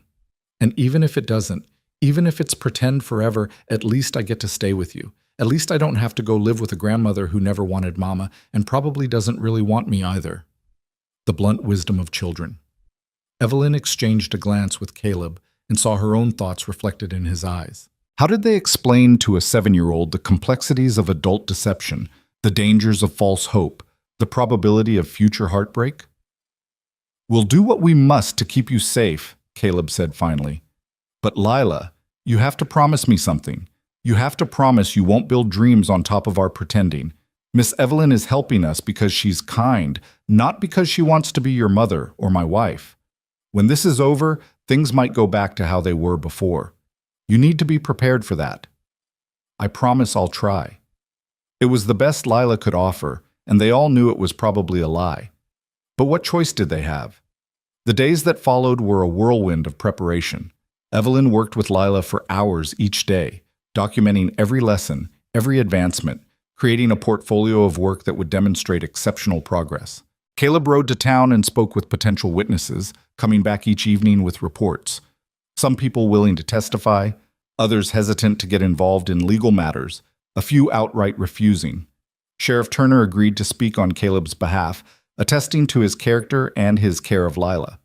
Mrs. Peterson not only agreed, but offered to help coordinate other witnesses. The minister who'd conducted Sarah's funeral was elderly and frail, but promised to write a letter if he couldn't attend in person. But there were setbacks too. The general store owner, though sympathetic, feared antagonizing influential customers from Cheyenne. One of Caleb's best customers, a rancher named Morrison, turned out to be related to the judge and refused to get involved. Each rejection felt like another nail in their case's coffin. 6 days before the hearing, Caleb received a letter. It came by special courier, expensive paper with elegant script, and Evelyn knew before he opened it that it was from Helen Colburn. Caleb read it in silence, his face growing darker with each line. Finally, he handed it to Evelyn without comment. The letter was coldly formal, addressing Caleb as Mr. Grant rather than by his first name, referring to Lila as my granddaughter and Sarah's daughter, but never by name. It outlined Mrs. Colburn's intentions: to provide Lila with every advantage, to honor Sarah's memory by giving her daughter the refined upbringing Sarah herself had received, to correct the mistakes of a hasty marriage and isolated life. It was perfectly worded, carefully constructed to sound generous while being fundamentally cruel. She never mentions Sarah wanting to be free of her, Evelyn observed. Never acknowledges that her daughter chose to leave, chose this life with you. Because in Helen's mind, Sarah didn't choose. I took her away, corrupted her, led her astray. That's what she believed then, and that's what she believes now. Caleb took the letter back, staring at it as if it might burst into flames. She writes about honoring Sarah's memory, but she disowned Sarah while she was alive. Now that Sarah's gone and can't fight back, suddenly Helen wants to claim her legacy. We'll use that. We'll show the judge that Mrs. Colburn's claim is about control and pride, not love. Will we? Because from where I'm standing, her argument sounds pretty compelling. She can give Lila everything I can't: education, society, opportunity. What father wouldn't want that for his daughter? A father who knows his daughter would rather have love than opportunity. A father who understands that a gilded cage is still a cage. But Evelyn could hear the doubt creeping into Caleb's voice, see the despair settling over him like fog. Each day brought them closer to the hearing, and each day seemed to reveal new obstacles, new weaknesses in their position. 3 days before the hearing, Lila disappeared. Evelyn discovered her absence during morning lessons. When the girl didn't appear at her usual time, Evelyn assumed she was still sleeping and went to wake her. The loft was empty, Lila's few belongings undisturbed, but the child herself gone. A quick search of the cabin revealed nothing. Caleb! Evelyn ran to the workshop, her heart hammering. Lila's not here. She's not in the cabin or the barn. I can't find her anywhere. The color drained from his face. He dropped his tools immediately, already moving toward the house. Did you check the creek? She likes to play there sometimes. They searched together, calling Lila's name, their voices growing more desperate with each unanswered cry. The creek yielded nothing. The barn, the smokehouse, the root cellar, all empty. It was as if the child had simply vanished into the morning mist. She ran away. Caleb's voice was hollow. She's so scared of being taken that she ran away. We'll find her. She can't have gone far. She's 8 years old and on foot. You don't know these woods. A child could get lost 20 feet from home and wander for days. And with winter coming, if she's out there overnight... He couldn't finish the thought. They organized a search, Caleb taking the northern woods while Evelyn searched south toward town. Hours passed, the sun climbing higher, the temperature rising but not enough to ward off the chill of fear. Evelyn called Lila's name until her throat was raw, pushed through brush that tore at her skirts, followed every trail and game path she could find. It was Sheriff Turner riding out to check on them, who found her. He brought her back draped across his saddle, not unconscious but eerily quiet, wrapped in his coat. Her face was streaked with dirt and tears, her dress torn, her hands scraped and bleeding. But she was alive, and that was all that mattered. Caleb caught her as Turner lowered her down, holding her so tightly Evelyn feared he might break her. "Lila Bug, what were you thinking? You could have died out there. You could have—" "I'm sorry, Papa." Her voice was small, muffled against his chest. "I just wanted to find a place where they couldn't take me. Somewhere safe where we could all hide until the judge forgot about us." "There's no such place, baby. No hiding from this." "Then what do we do? How do we stop them?" She looked up at him with such desperate trust, such certainty that her father would have answers, that Evelyn had to look away from the weight of it. "We fight. We go to that hearing and we fight with everything we have. And if that's not enough," his voice broke. "If that's not enough, then at least we'll know we tried." Sheriff Turner dismounted, his expression grave. "Caleb, I need to talk to you, privately." They moved away, speaking in low tones, while Evelyn took Lila inside to clean her wounds and change her clothes. The girl was quiet now, all the fire drained out of her, replaced with a resigned sort of sadness that was infinitely worse. "I heard them talking, you and Papa," Lila said as Evelyn washed the scratches on her hands. "About pretending to be engaged, about building a case. But what if it's not enough? What if the judge decides I have to go anyway? Then we'll appeal. We'll find another way. There won't be time. Once they take me, I'll be in Cheyenne. Papa won't be able to afford to come get me, and Grandmother Colburn will make sure I forget about him, forget about this place, forget about everything I love." Tears spilled down her cheeks again. "I don't want to forget, Miss Evelyn. I don't want to be someone different. I want to stay me, stay here, stay with Papa and you and everything that matters." Evelyn gathered the child close, holding her while she cried, making promises she had no right to make. "You won't forget. No matter what happens, you'll always remember who you are and where you came from. I swear it." When Caleb returned, his face was set in grim lines. Turner brought news. Helen Colburn arrived in Pine Hollow this morning. She's staying at the hotel, and she brought a lawyer from Cheyenne plus 3 character witnesses. She's also requesting that Lila be brought to her at the hotel for a formal meeting before the hearing. "No." The word came out sharper than Evelyn intended. "Absolutely not. She gave up her right to access when she disowned Sarah. She doesn't get to see Lila until the judge rules. Turner agrees with you, and he'll inform Mrs. Colburn of that decision, but it means we're making an enemy of her before the hearing even starts. Better an enemy who respects our boundaries than a friend who tramples them." That night, none of them slept well. Lila tossed and cried out in her dreams, calling for her father. Caleb sat by the fire through the dark hours, staring into the flames. And Evelyn lay in her barn room, listening to the horses breathe and wondering if 2 weeks ago, when she'd stepped off that train full of hope and expectation, she could have imagined ending up here, entangled in a desperate legal battle for a child who wasn't hers, preparing to lie under oath for a man she barely knew, willing to risk everything for a family she'd had no part in building. The answer, she knew, was no. But somehow, impossibly, this had become her fight too. And she would see it through to whatever end awaited them. Dawn broke cold and merciless on the day of the hearing. Evelyn woke before first light, her stomach churning with anxiety, and dressed in her finest remaining outfit, the dark blue traveling suit she'd worn the day she arrived. It felt like a lifetime ago, that moment on the platform when she'd stood alone and unwanted. Now she was preparing to stand before a judge and fight for a family that wasn't hers, but somehow had become everything. In the cabin, Caleb was already awake, wearing his only good suit, the one he'd been married in, judging by how carefully he handled it, as if touching fabric that held memories too precious to disturb. He'd shaved and combed his hair, looking almost civilized despite the exhaustion shadowing his eyes. Lila sat at the table in a dress Mrs. Peterson had brought over the day before. Cream-colored cotton with lace at the collar, far finer than anything else the girl owned. She looked small and fragile in it, like a doll dressed up for display, and Evelyn's heart clenched at the sight. "Come here, sweetheart," Evelyn said softly. "Let me fix your hair." She braided Lila's long brown hair with care, weaving in a ribbon that matched the dress, trying to keep her hands steady despite their trembling. Lila sat perfectly still, her face solemn, looking far older than her 8 years. "Miss Evelyn?" The girl's voice was barely above a whisper. "What happens if we lose?" Evelyn's hands paused mid-braid. She glanced at Caleb, who'd stopped buttoning his vest to listen. The question hung between them, terrible in its simplicity. "We won't lose," Evelyn said, but the words felt hollow.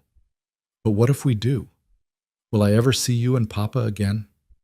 Caleb crossed the room and knelt before his daughter, taking her small hands in his work-roughened ones. "Lilabug, listen to me. No matter what happens today, I am your father. That doesn't change. Courts can't change that, judges can't change that, and Helen Colburn certainly can't change that. If the worst happens, I will find a way to see you. I will never stop fighting to bring you home. Do you understand? But what if she makes me forget you? What if she turns me into someone different, someone who doesn't want to come home? That's impossible." He cupped her face, his eyes fierce with certainty. "You know why? Because you're Sarah's daughter as much as mine. You have her strength, her stubbornness, her fire. Your grandmother tried to control Sarah, tried to make her into something she wasn't, and Sarah fought back. She chose her own path, chose me, chose this life. You have that same courage in you. No one can take that away." Lila threw her arms around her father's neck, and he held her for a long moment while Evelyn finished the braid through blurred vision, blinking hard against the tears that threatened to fall. They ate a silent breakfast none of them wanted, then loaded into the wagon Caleb had borrowed from the Petersons. The ride to town felt both endless and too short. Every turn of the wheels brought them closer to a moment that would determine their entire future, and Evelyn found herself memorizing details: the way morning light filtered through the pines, the sound of Lila's quiet breathing beside her, the set of Caleb's shoulders as he drove, tense with the weight of what was coming. Pine Hollow's courthouse was a modest building near the center of town, its white paint fresh, its steps swept clean. A small crowd had already gathered, curious townspeople drawn by gossip, a few who'd come to support Caleb, others who'd come to see the drama unfold. Evelyn spotted Mrs. Peterson near the door, flanked by 2 other ranch wives. Sheriff Turner stood on the steps, his presence official and reassuring, and there, standing apart from everyone else, was Helen Colburn. Evelyn recognized her immediately, though they'd never met. She was a tall woman in her 60s, dressed in expensive black silk that spoke of wealth and mourning, both. Her face was handsome rather than beautiful, all sharp angles and aristocratic bones, her mouth set in a line of perpetual disapproval. She stood with perfect posture, radiating the kind of confidence that came from never doubting your right to control the world around you. Beside her stood Raymond Thatcher, the lawyer, and 3 well-dressed individuals who must be her character witnesses. They formed a united front, formidable in their certainty. Helen's gaze found Lila immediately, and something complicated moved across her face. Hunger, perhaps, or recognition, or the ghost of old grief. She took a step forward, but Sheriff Turner moved to intercept. "Mrs. Colburn, you'll have your chance to speak during the hearing. Until then, I'll ask you to maintain distance from the child." "That child is my granddaughter. I have every right." "You have the rights the judge grants you, ma'am. No more, no less." Helen's mouth tightened, but she stepped back, her eyes never leaving Lila. The girl pressed closer to Caleb's side, her hand finding Evelyn's and gripping it with desperate strength. "That's her?" Lila whispered. "That's Grandmother Colburn?" "Yes," Caleb said quietly. "She looks like Mama. In the picture you have." It was true. Evelyn could see it now, the shape of the jaw, the set of the eyes. Sarah must have looked like her mother, which meant Helen was looking at a living ghost of the daughter she'd lost through pride and stubbornness. They climbed the courthouse steps and entered the building. Inside, the main courtroom was small but well-appointed, with wooden pews for observers and a judge's bench at the front. A large window behind the bench let in morning light that seemed too bright for the gravity of what was about to unfold. Judge Morrison was already present, a man in his 50s with iron gray hair and the weathered face of someone who'd spent years on the frontier before taking up law. He looked up as they entered, his expression carefully neutral. "Mr. Grant, I presume? And Mrs. Colburn, please take your seats. We'll begin shortly." The next few minutes were a blur of procedure, swearing in, introductions, the judge explaining the format of the hearing. Evelyn sat in the front pew with Lila between her and Caleb, acutely aware of Helen Colburn's presence across the aisle, of the woman's eyes constantly returning to the granddaughter she'd never met. Judge Morrison called the hearing to order and looked at Thatcher. "Counselor, you may present Mrs. Colburn's petition." Thatcher stood, and his opening statement was devastatingly effective.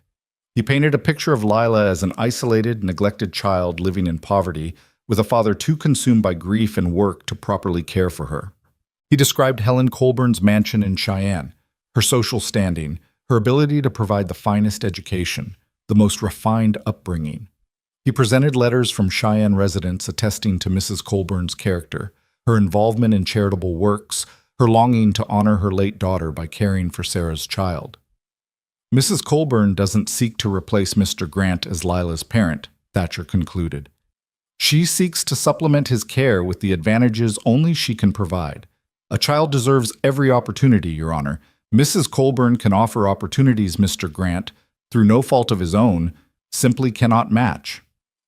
It was perfectly done, reasonable and compassionate in tone, while being fundamentally ruthless in intent. Evelyn watched Caleb's hands clench on his knees, saw the despair creeping across his face. Judge Morrison turned to Caleb. "Mr. Grant, as you have no legal representation, you may speak for yourself. What is your response to Mrs. Colburn's petition?" Caleb stood, and for a moment Evelyn feared he might simply concede defeat. He looked at Lila, then at the judge, and when he spoke, his voice was rough but steady. "Your Honor, I won't pretend I can give my daughter everything Mrs. Colburn can. I'm not wealthy. I work with my hands, live simply, and raise Lila in a cabin 3 miles from town. But she is loved. She is wanted. She is cherished every single day of her life.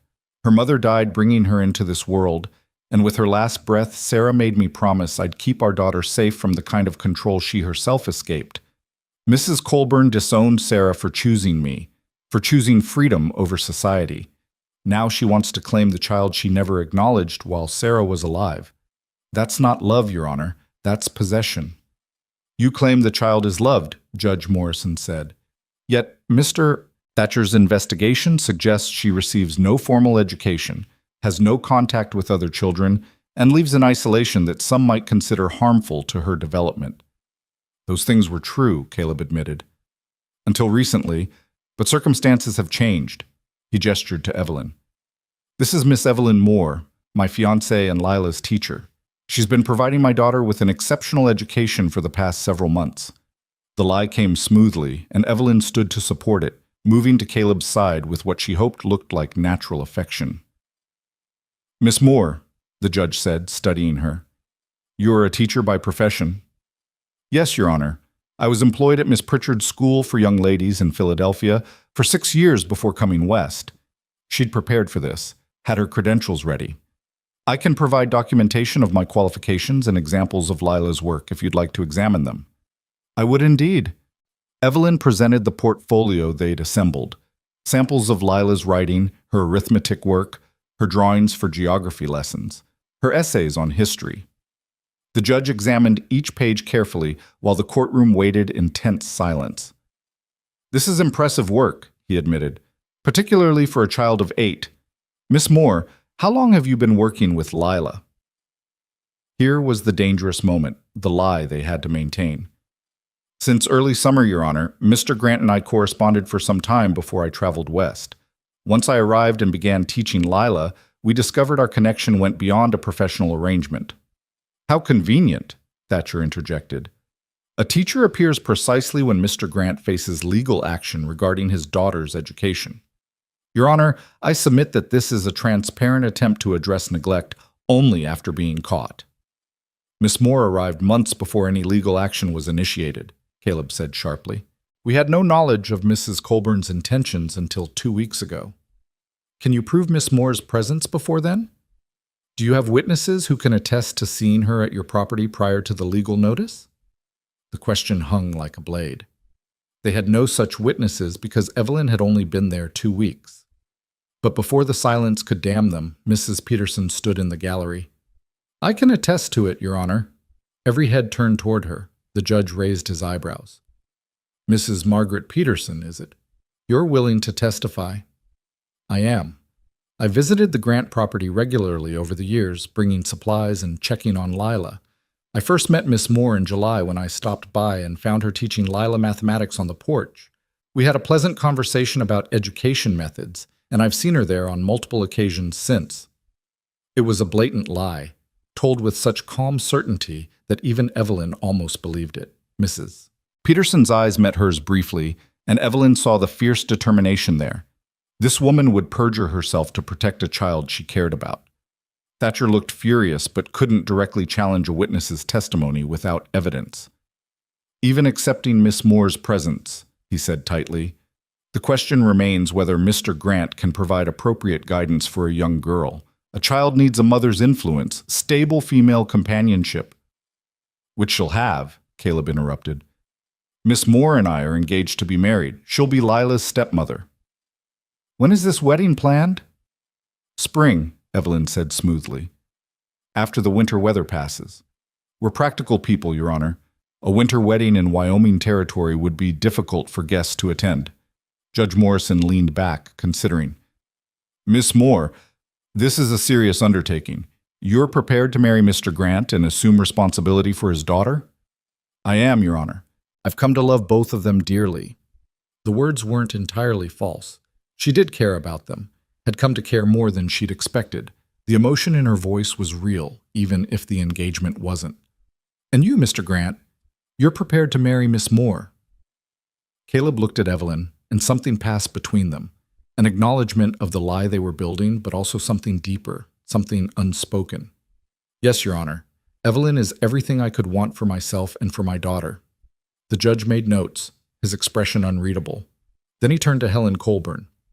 Mrs. Colburn, do you wish to address the court? The older woman stood with regal composure. When she spoke, her voice was cultured, controlled, devastating in its reasonableness. Your Honor, I bear no ill will toward Mr. Grant.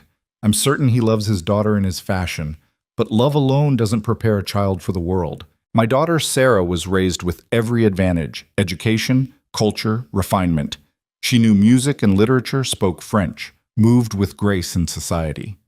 Those weren't frivolous accomplishments. They were tools that would have opened every door, ensured her success regardless of her circumstances. When she chose to abandon those advantages for a carpenter's cabin in the wilderness, I was devastated. I expressed my disapproval harshly, and I regret that. But I never stopped loving my daughter, and I never stopped hoping she'd come to her senses.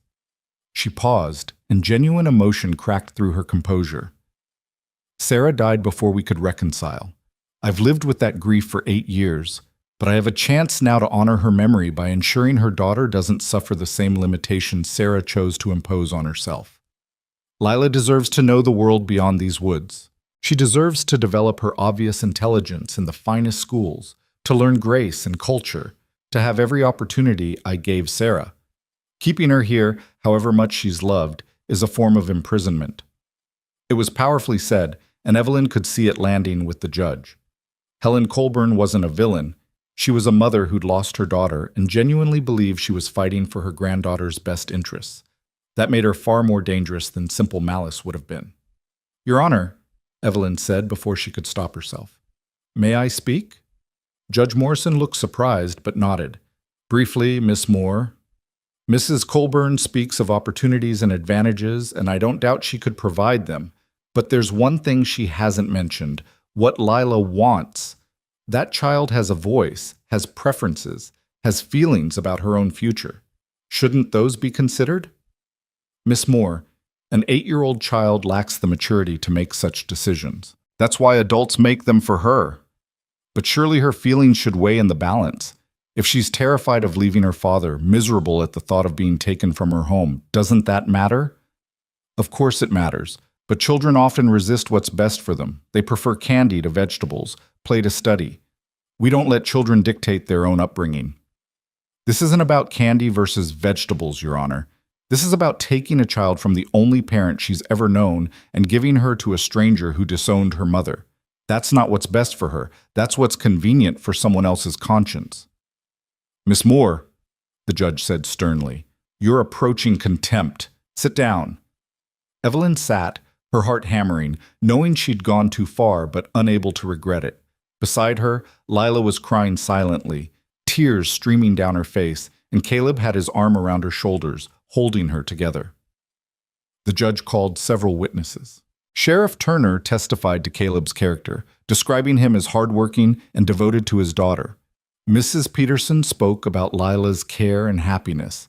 The general store owner confirmed that Caleb always paid his debts and conducted himself honorably.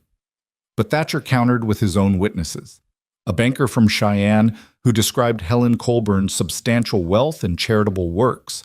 A headmistress from a prestigious girls' school who spoke about the education Lila could receive there. A doctor who testified that raising a child in isolation could cause psychological harm. By midday, the testimony was complete. Judge Morrison announced he would take a short recess to consider the evidence before rendering his decision.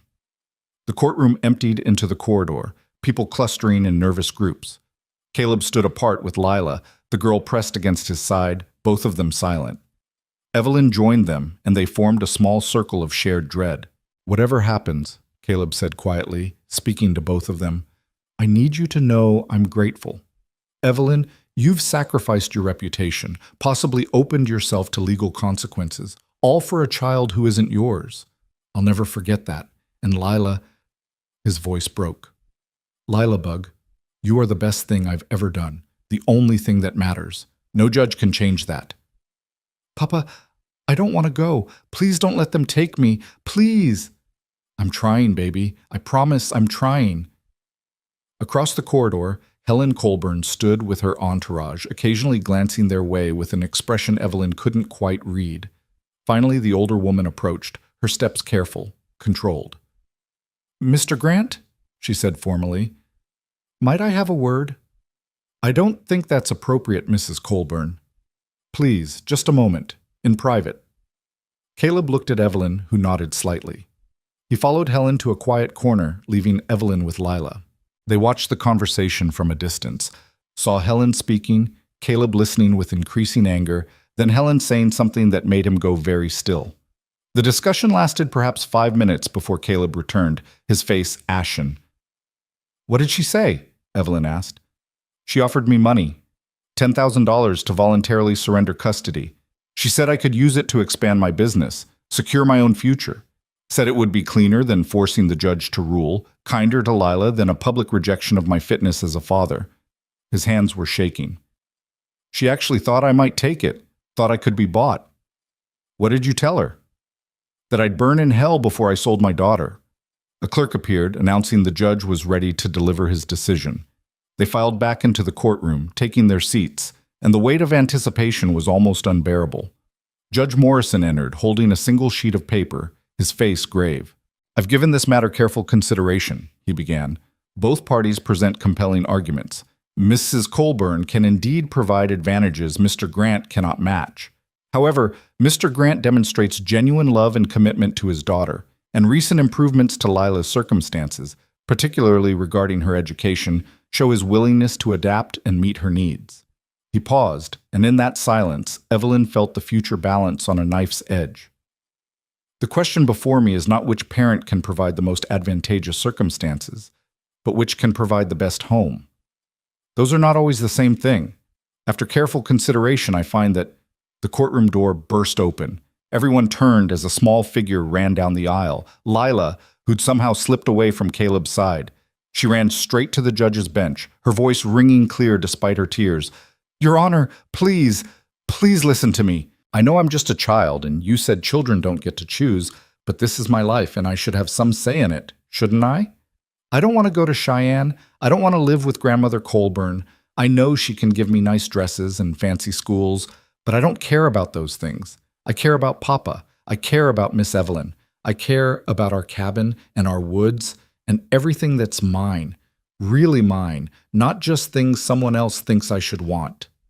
"Young lady," the judge began, but Lila continued, the words pouring out in a desperate flood.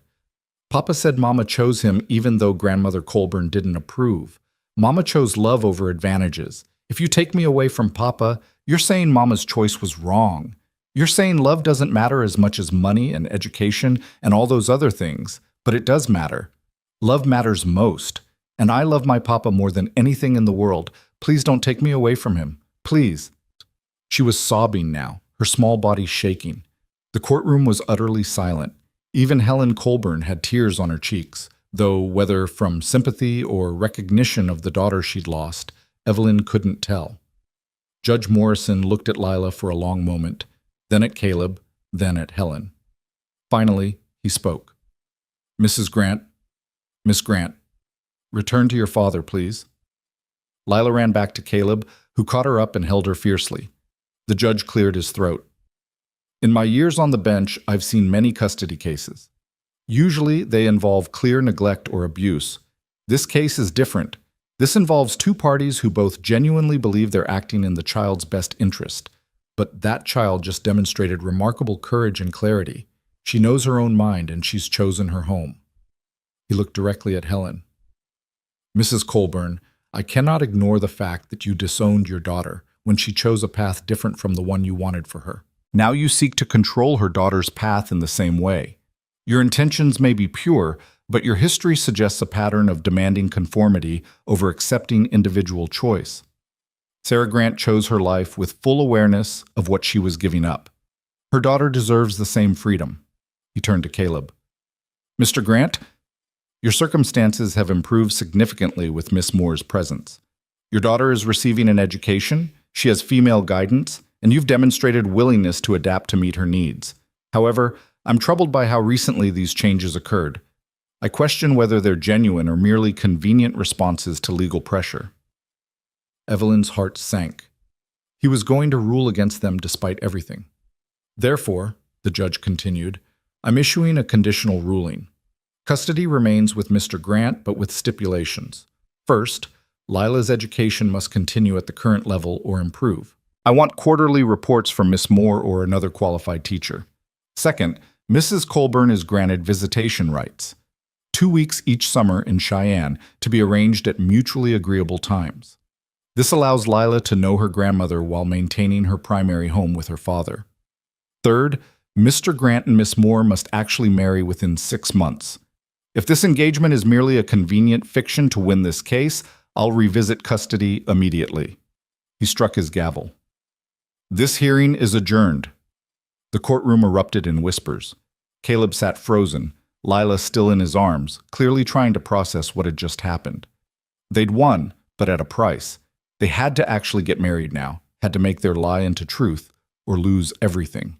Helen Colburn stood, her composure shattered, and left the courtroom without a word, her lawyer and witnesses following. Mrs. Peterson hurried over, embracing Lila, murmuring congratulations. Sheriff Turner shook Caleb's hand, relief obvious on his weathered face. But Evelyn could only stare at the judge's bench, at the man who'd just declared she must marry Caleb Grant within 6 months or risk destroying the family she'd fought so hard to protect. Outside the courthouse, the afternoon sun was too bright, too cheerful for the complicated victory they'd achieved. Caleb set Lila down, and the girl immediately threw her arms around Evelyn. "We won! We won! I get to stay!" "Yes, sweetheart, you get to stay. And you're going to marry Papa and be my real mother, not just my pretend one." Evelyn looked over Lila's head at Caleb, who stood silent, his expression unreadable. They'd fought together, lied together, built a case together, but neither had agreed to actually spend their lives together. The engagement had been strategy, not romance. A solution to a legal problem, not a declaration of love. Now the judge had called their bluff, and they had 6 months to decide, make the lie real, or watch everything they'd fought for crumble to dust. "Lila," Caleb said quietly, "go with Mrs. Peterson for a moment. I need to talk to Miss Evelyn. Alone." The girl reluctantly released Evelyn and went to Mrs. Peterson, who tactfully drew her away. Caleb and Evelyn stood facing each other on the courthouse steps, aware of curious eyes watching, neither quite willing to speak first. Finally, Caleb said, "I won't hold you to it." "To what?" "The marriage. The judge's order. You didn't agree to actually marry me. You agreed to pretend, to help us through the hearing. That's done now. I'll find another solution, some way to satisfy the court without forcing you into a marriage you don't want. And if you can't find another solution, if the only way to keep Lila is for us to actually marry, then I'll figure something else out. I won't trap you, Evelyn. You've already sacrificed too much." She should have been relieved. He was offering her an escape, a way to honor her commitment without surrendering her entire future. But standing there, watching Lila laugh at something Mrs. Peterson said, seeing the hope and fear warring in Caleb's eyes, Evelyn realized something she'd been carefully avoiding admitting to herself. She didn't want an escape. Somewhere in the past 2 weeks, this had stopped being a temporary arrangement, stopped being simply about teaching or survival or professional obligation. She'd come to care about this broken family, to see herself as part of it, to imagine a future here that had nothing to do with legal strategy and everything to do with belonging. "What if I said yes?" she asked quietly. Caleb went very still. "What? What if I agreed to actually marry you? Not because the judge ordered it, but because I choose it." "Evelyn, you can't. You don't." He struggled for words, clearly blindsided. "You barely know me. I'm difficult and closed off and damaged. I live in the middle of nowhere doing work that barely keeps us fed. I can't give you the life you deserve. And asking you to marry me because a judge said I must is asking you to settle for far less than you're worth. Maybe I'm tired of waiting for what I deserve. Maybe I'm ready to build something with what I have." She stepped closer, forcing him to meet her eyes. "Caleb, I came west because I had nothing left in Philadelphia. No family, no prospects, no life worth keeping. Then a child wrote me letters and gave me a chance at something different. These past 2 weeks, teaching Lila, being part of your daily life, fighting beside you, it's given me more purpose than 6 years in that school ever did. So when you ask if I'm willing to marry you, the answer is yes. Not because I have to, but because I want to." "You want to marry a man you barely know? A widower still in love with a ghost? A father who nearly lost his daughter because he was too proud and broken to ask for help? I want to marry a man who loves his daughter enough to set aside his pride. A carpenter who works himself to exhaustion to provide for his family. A person who's been hurt badly but still finds the courage to try again." She reached for his hand, felt his fingers close around hers with desperate strength. "I'm not expecting romance or grand gestures, Caleb. I'm offering partnership. 2 people who need each other, building a life together because it makes sense, because it could be good. Is that really so impossible to accept?" He stared at her, and she watched the wall he'd built around himself begin to crack. "I don't know how to do this. Don't know how to let someone in again. Sarah's death broke something in me, and I'm not sure I ever healed properly." "Then we'll heal together. Slowly, carefully, honestly. No more pretending, no more lies. Just 2 people choosing each other because it's right, because it's what we both need, because there's no one else we'd rather face the world with. And if I'm never the husband you hope for, if I'm always a little broken, a little distant, then I'll love you anyway. Broken pieces and all." The words hung between them, more binding than any legal contract. Caleb's eyes searched hers, looking for doubt or regret or hesitation. Finding none, he pulled her close, wrapping his arms around her in an embrace that felt like surrender and acceptance both. "I'm choosing you," he said against her hair. "Not because I have to, but because somewhere in these past 2 weeks, you stopped being a stranger and started being essential. I'm choosing you, Evelyn Moore. If you'll have me, I'll have you, Caleb Grant, broken pieces and all." Lila's delighted shriek interrupted them.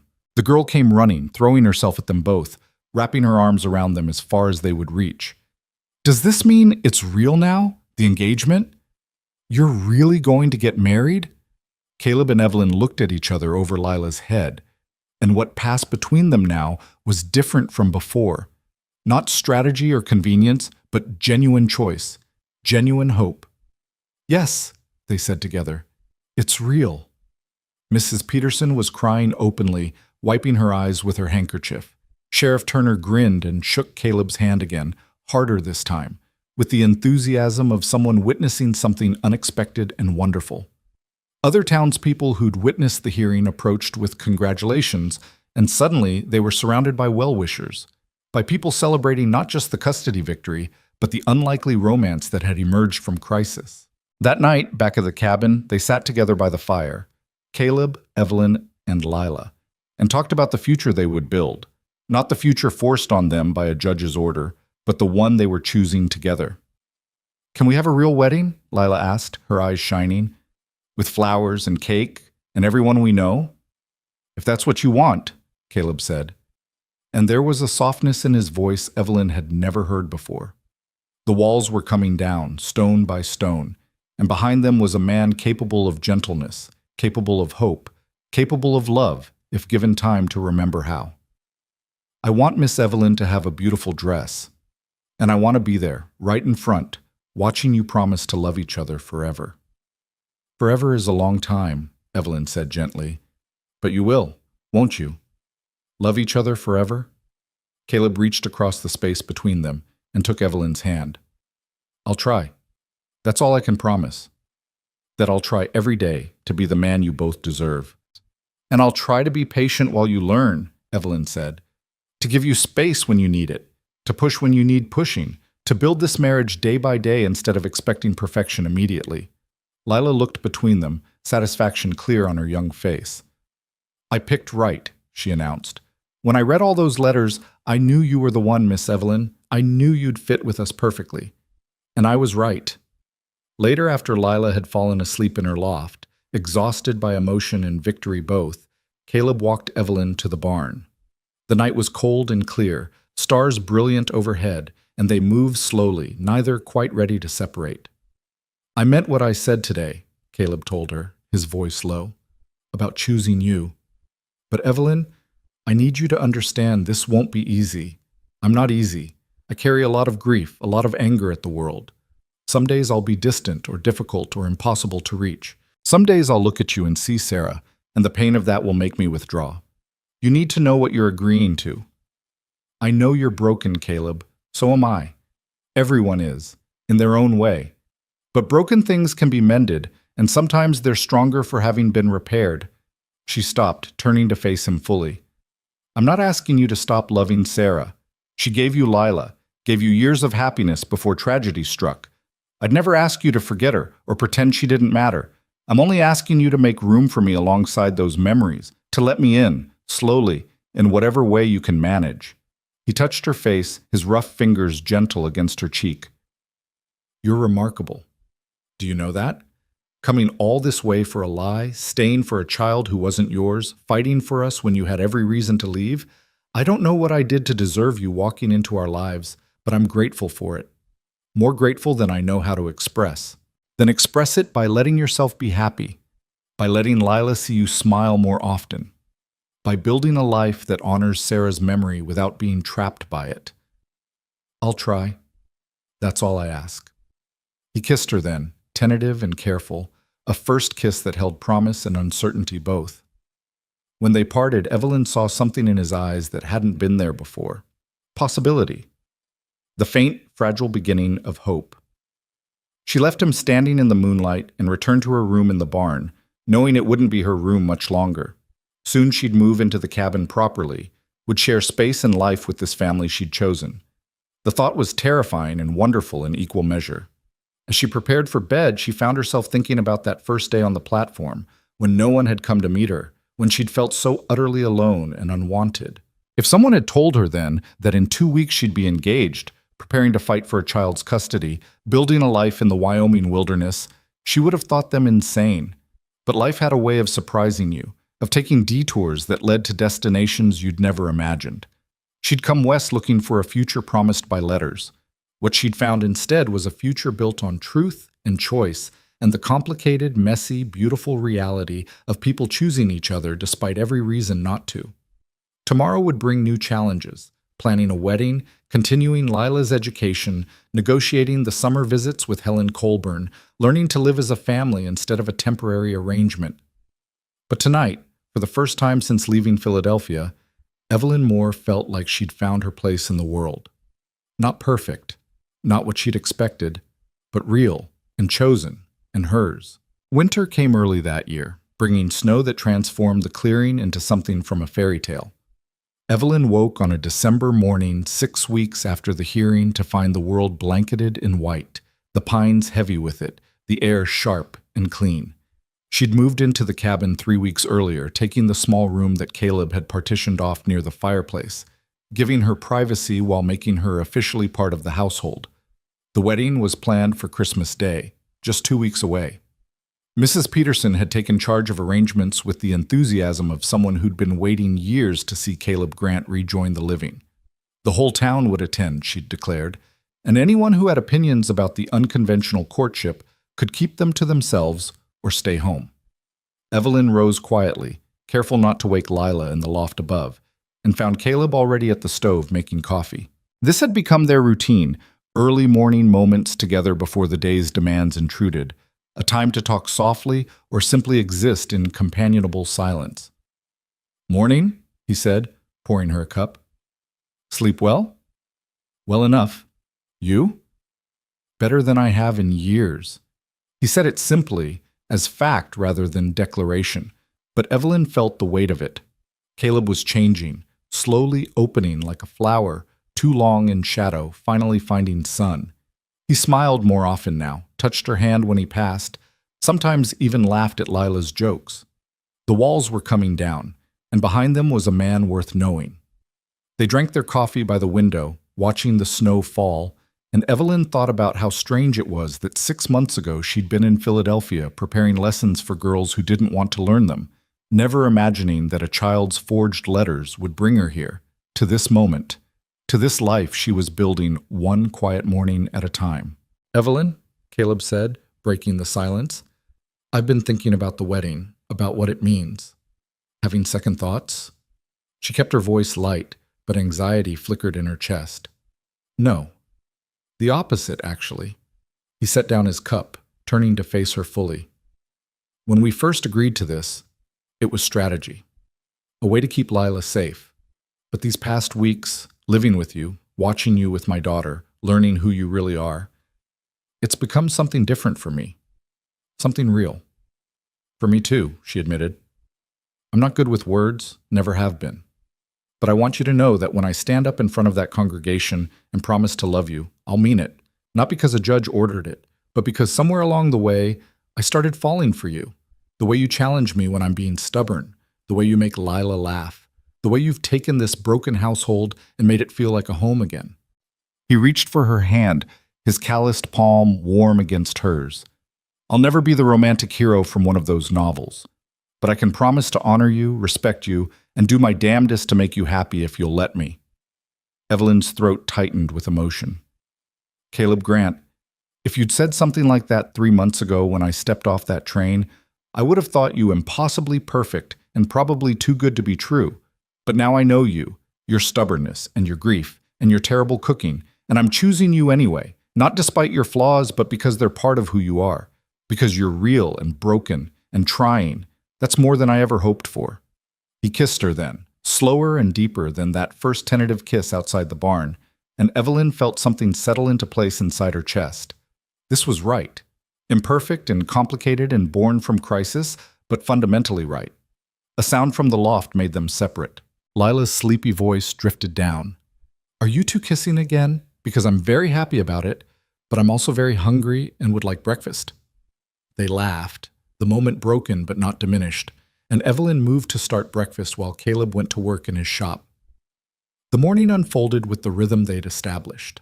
Lessons after breakfast, Lila working through increasingly complex mathematics, while Evelyn prepared materials for the afternoon's history lesson. The girl was thriving, her hunger for knowledge insatiable, and Evelyn had already begun corresponding with a school in Cheyenne about advanced materials for gifted students.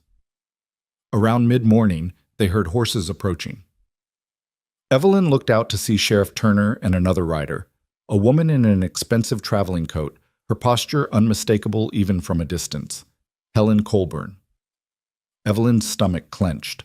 They hadn't seen or heard from Lila's grandmother since the hearing. The court-ordered visitation wasn't supposed to begin until summer. What was she doing here? Caleb emerged from his workshop, wiping his hands on his apron, his expression wary. Evelyn sent Lila to her loft with instructions to stay there until called, then went to stand beside Caleb as their visitors dismounted. "Mrs. Colburn," Caleb said stiffly, "this is unexpected." "Mr. Grant?" "Miss Moore." Helen's voice was controlled but not hostile. Up close, Evelyn could see she looked older than at the hearing, as if the intervening weeks had cost her something. "I apologize for arriving unannounced. Sheriff Turner was kind enough to escort me." "Just making sure there's no trouble," Turner said. "Mrs. Colburn asked me to accompany her, and I thought it wise." "What do you want?" Caleb asked bluntly. Helen's composure wavered slightly. "To see my granddaughter.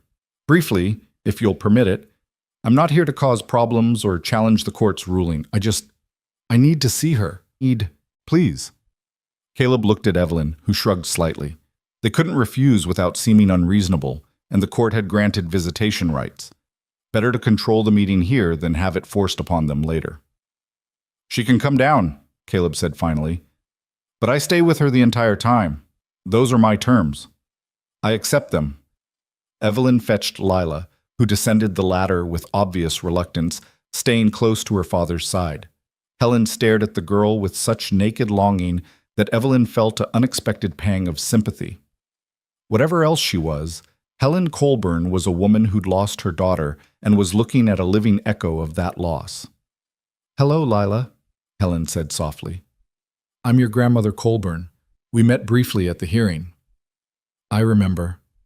Lila's voice was small but not unkind. "You wanted to take me away. I wanted to give you opportunities. I see now that I went about it wrongly. Your father was right. I tried to control Sarah's life, and when she chose differently, I pushed her away. I've regretted that every day since she died. I don't want to make the same mistake with you." "Then why are you here?" "Because I'm lonely."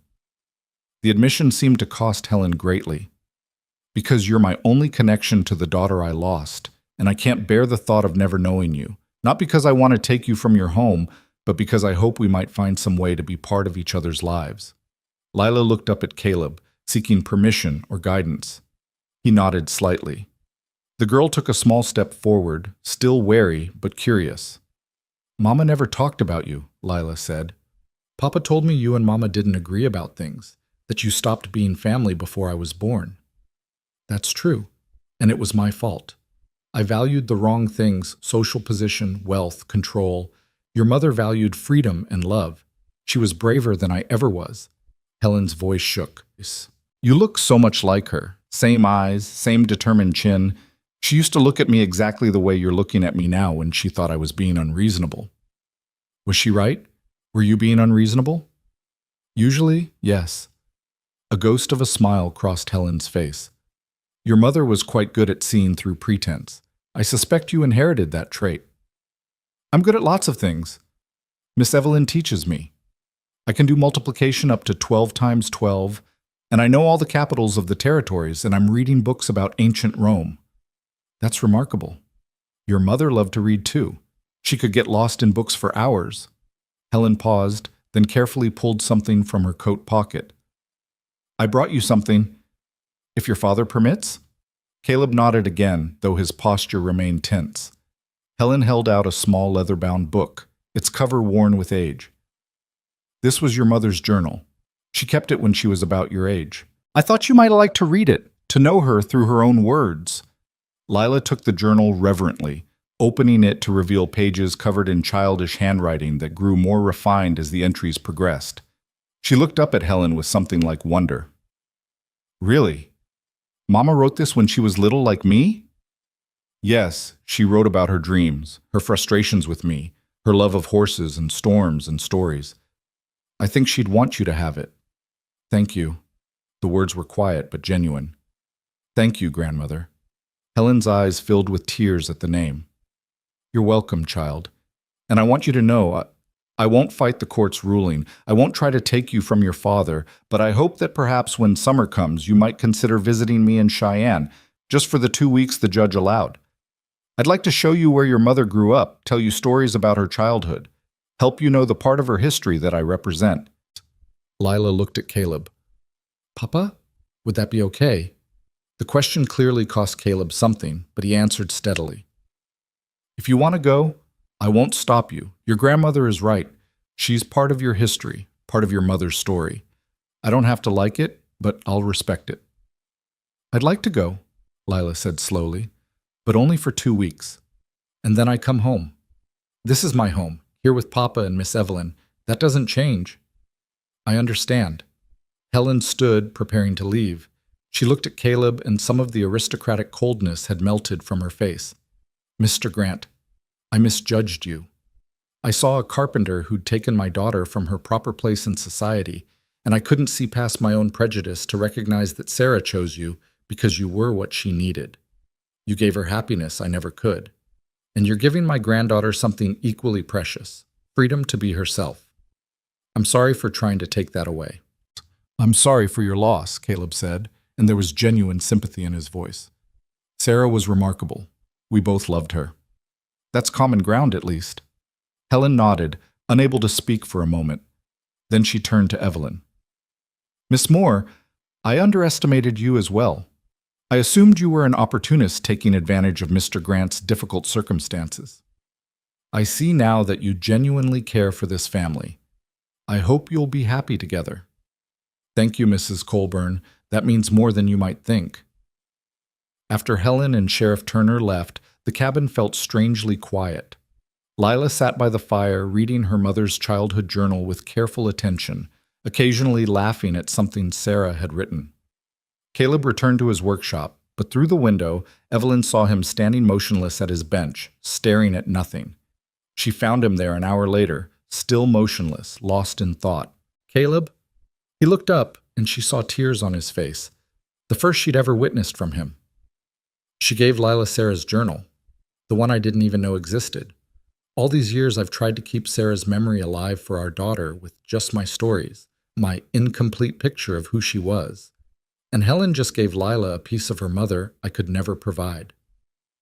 That doesn't diminish what you've given her. You've given her love and security and a home. Helen gave her a book.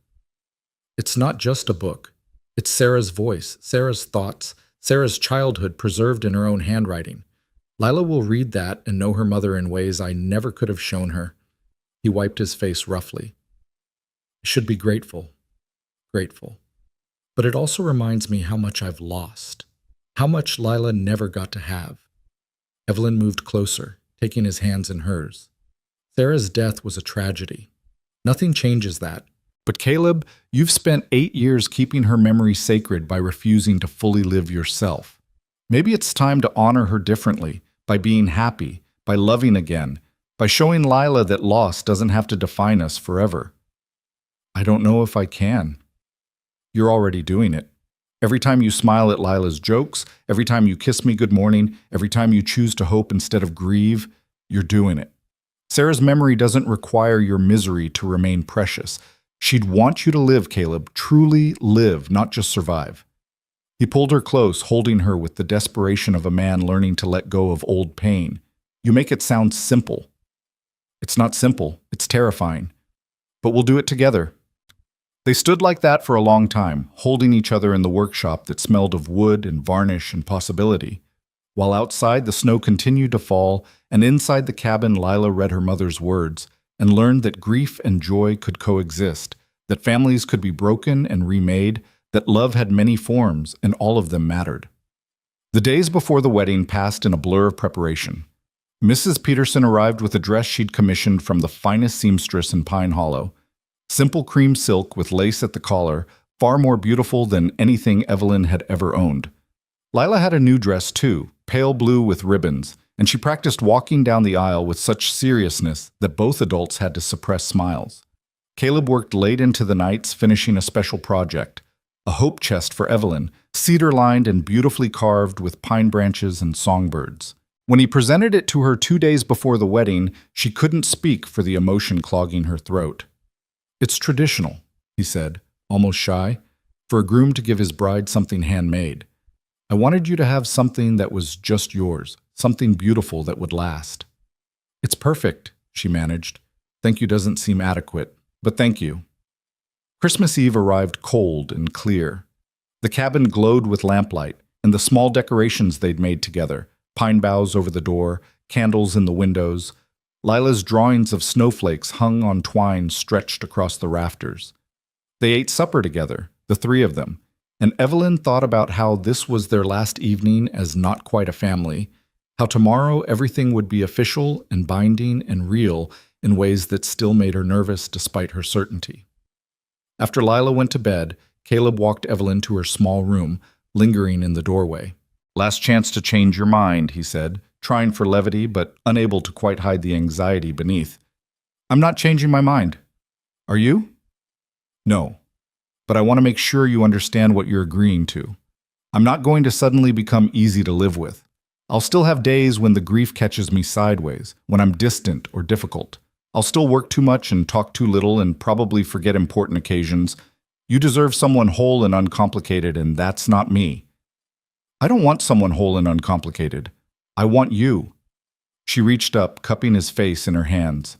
"Caleb, I'm not walking into this blind. I know who you are. The stubborn, grieving, devoted man who works himself to exhaustion for his daughter and has slowly, grudgingly let me into his heavily guarded heart. That's who I'm choosing. That's who I want to spend my life with." "Why?"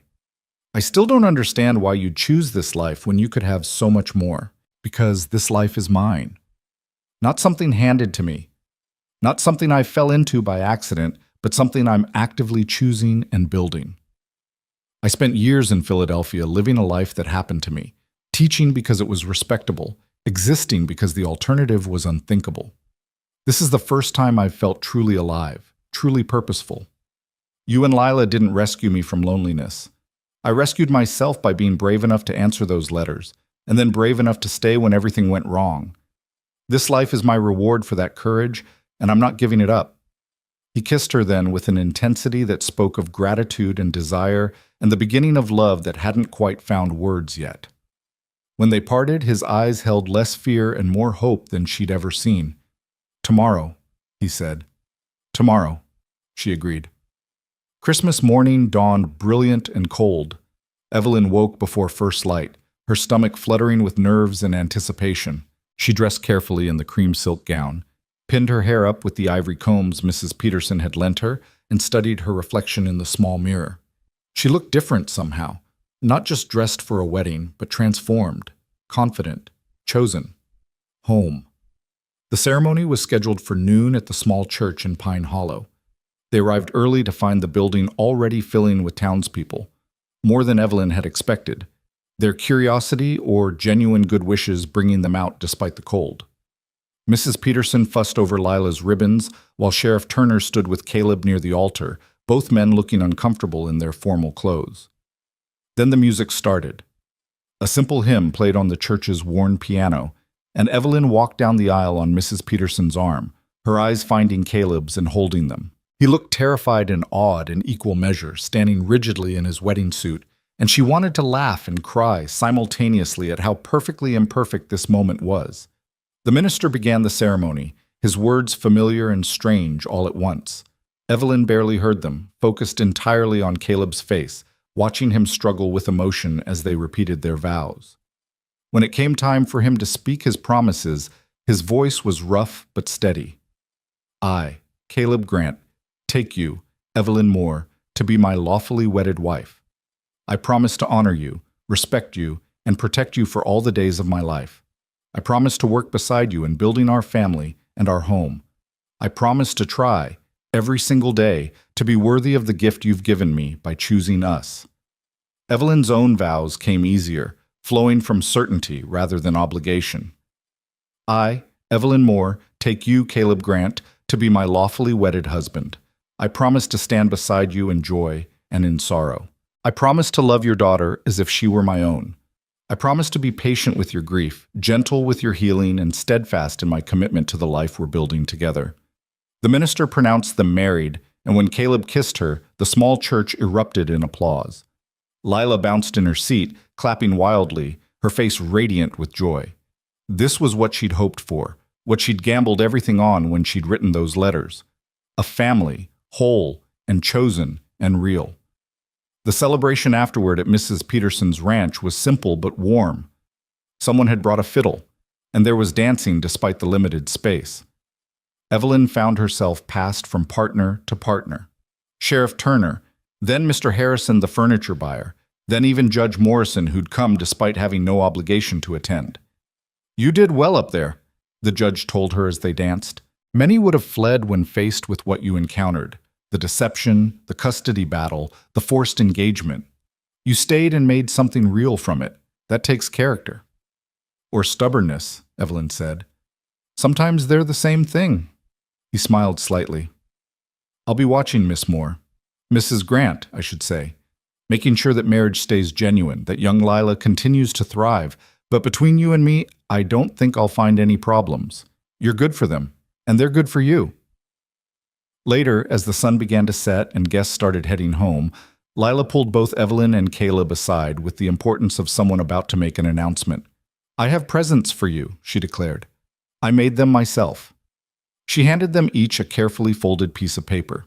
Evelyn opened hers to find a drawing, 3 figures holding hands beneath a crooked roof, a man, a woman, and a small girl between them. Below it, in Lila's careful script, were the words, "Our family. Papa, Mama Evelyn, and me. Forever." "Mama Evelyn," Evelyn repeated, her voice catching. "Is that okay? I know you're not my real mama, but you feel like one. You teach me and take care of me and love me like I think a mama would. So can I call you that? Just between us?" Evelyn gathered the girl close, holding her tight. "I would be honored, so very honored." Caleb's drawing was similar, but included more detail. The cabin, the workshop, the barn, even the garden Evelyn had begun planning for spring. At the bottom, Lila had written, "Thank you for being brave enough to let us love you again."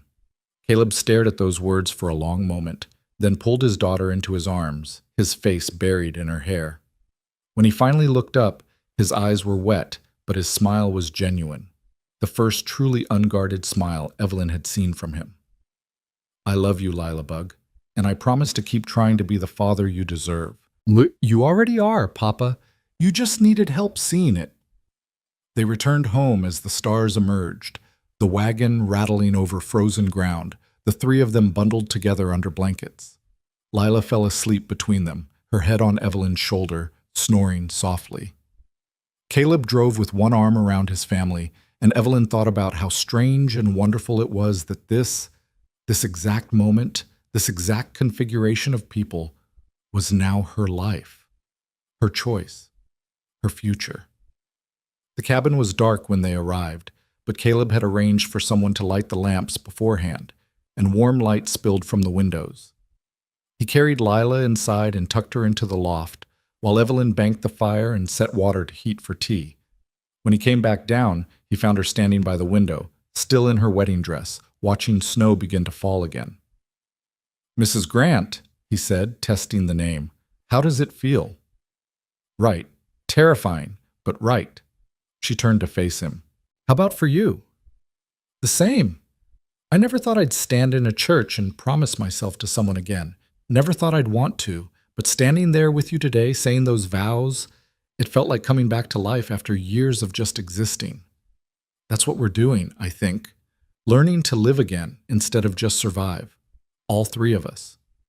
He crossed to her, pulling her close. "I don't know how to do this yet. How to be a husband again. How to share my life and my space and my heart.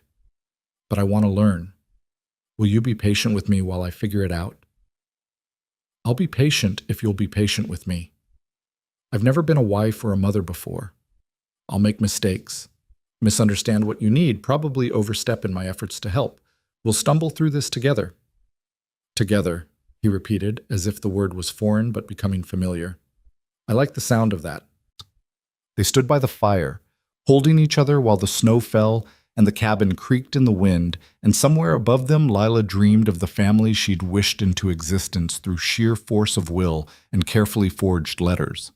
Outside, the world was cold and dark.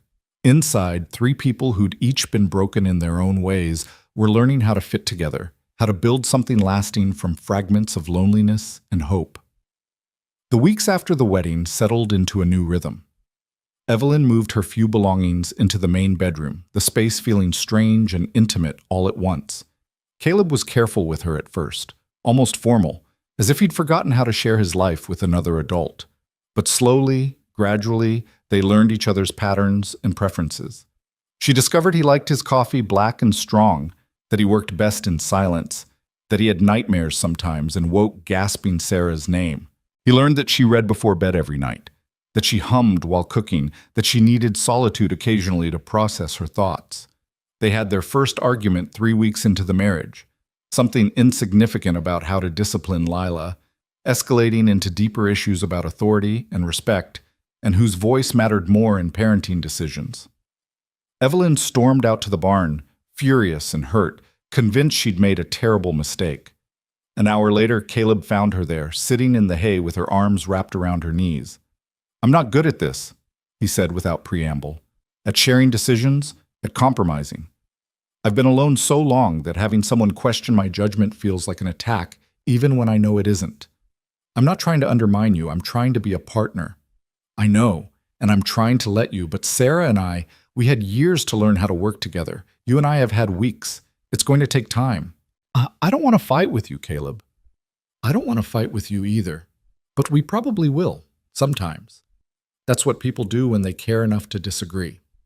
He sat down beside her, close but not touching. "Can we agree to keep trying? To argue when we need to, apologize when we're wrong, and not let anger fester?" "We can agree to that."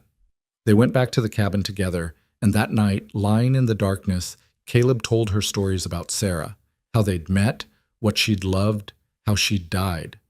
It hurt to hear, but Evelyn listened, understanding that these stories were a gift, a way of including her in the history that had shaped him. "I'm not trying to replace her," Evelyn said when he finished. "I couldn't even if I wanted to, but I hope there's room in your heart for both of us, for the memory of who she was and the reality of who I am." "There is," Caleb said, his voice rough with emotion. "There has to be, because I'm falling in love with you, Evelyn. Not the same way I loved Sarah, but something different, something built on choice and respect and partnership. It feels disloyal somehow, but also right. Is that possible?" "I think it's not only possible, but necessary. You can honor Sarah's memory while building a new life. Those things aren't contradictory." "I hope you're right." Spring arrived slowly, melting snow revealing the brown earth beneath. Evelyn planted the garden she'd been planning, with Lila's eager help. They grew vegetables and herbs, and Lila insisted on a section just for flowers because Mama liked flowers, and Mama Evelyn should too. The name had stuck. In private, Lila called Evelyn Mama, and each time she did, Evelyn felt something settle deeper in her chest. This child was hers now, not by blood, but by choice, and daily commitment and fierce protective love. In May, Helen Colburn's carriage arrived to collect Lila for the court-mandated 2-week visit. The goodbye was hard, Lila crying despite her excitement about the trip, Caleb rigid with the effort of not forbidding her to go. But they'd promised, and so they watched her drive away, then returned to a cabin that felt too quiet, too empty. "What do we do now?" Caleb asked, standing in the middle of the room, as if he'd forgotten its purpose. "We trust her. We trust that we've given her enough love and security that 2 weeks away won't undo it. And we use this time to be just us, to remember that we're not just parents, but partners building a marriage." Those 2 weeks were strange and precious. They worked together in companionable silence, took evening walks without having to match a child's shorter stride, talked late into the night about dreams and fears and the future they were building. Caleb opened up more without Lila there, shared things he'd kept hidden, and Evelyn felt herself falling deeper in love with this complicated, wounded, increasingly whole man. When Lila returned, she was full of stories about Cheyenne, the big house, the fancy dinners, the museum Helen had taken her to. But she was also exhausted and clingy, needing reassurance that home was still home, that her parents were still hers. Grandmother was kind, she told them that first night back. She tried very hard to make me happy, but it wasn't home. This is home. You are home. I'm glad I went, glad I know her now, but I'm gladder to be back. We're glad too, Caleb said, and Evelyn heard the relief in his voice. He'd been terrified that Lila would prefer Cheyenne's advantages to their simple life. Her choosing them again, with full knowledge of the alternative, meant everything. Summer passed into autumn, and with it came small milestones. Lila turned 9, celebrated with a party that included children from town, the first friends her age she'd ever had. Caleb's furniture business grew, his reputation spreading, more orders than he could fill alone. Evelyn's teaching expanded too. 3 other families in the area asked if she'd tutor their children, and twice a week, the cabin became a makeshift schoolhouse filled with young minds hungry for knowledge. On a crisp October morning, exactly 1 year after Evelyn had first stepped off that train in Pine Hollow, she woke to find Caleb already awake, watching her in the early light. "What?" she asked, suddenly self-conscious. "Just thinking about how different my life is from a year ago. How different I am." He traced her cheekbone with his thumb. "A year ago, I was barely surviving. Now I'm living, really living, because you were brave enough to answer those letters, stay when you should have left, and build this life with us. We built it together, all 3 of us."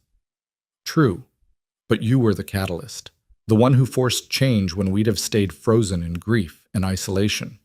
He paused, then added softly, "I love you, Evelyn Grant. I should say it more often. I love you for your strength and your patience and your willingness to love us broken pieces." "I love you too," she said, and meant it with every fiber of her being, broken pieces and all. They made love slowly, tenderly, and Evelyn thought about how she'd traveled 2,000 miles expecting one future and found something entirely different, something harder and stranger and more real than anything she'd imagined. She'd come seeking a home and found a family. She'd come expecting to be needed and discovered she was wanted. Most importantly, she'd learned that families didn't have to be built from blood or tradition. They could be built from choice and commitment and the daily work of loving people who sometimes made that work difficult. That evening, they gathered for supper as usual.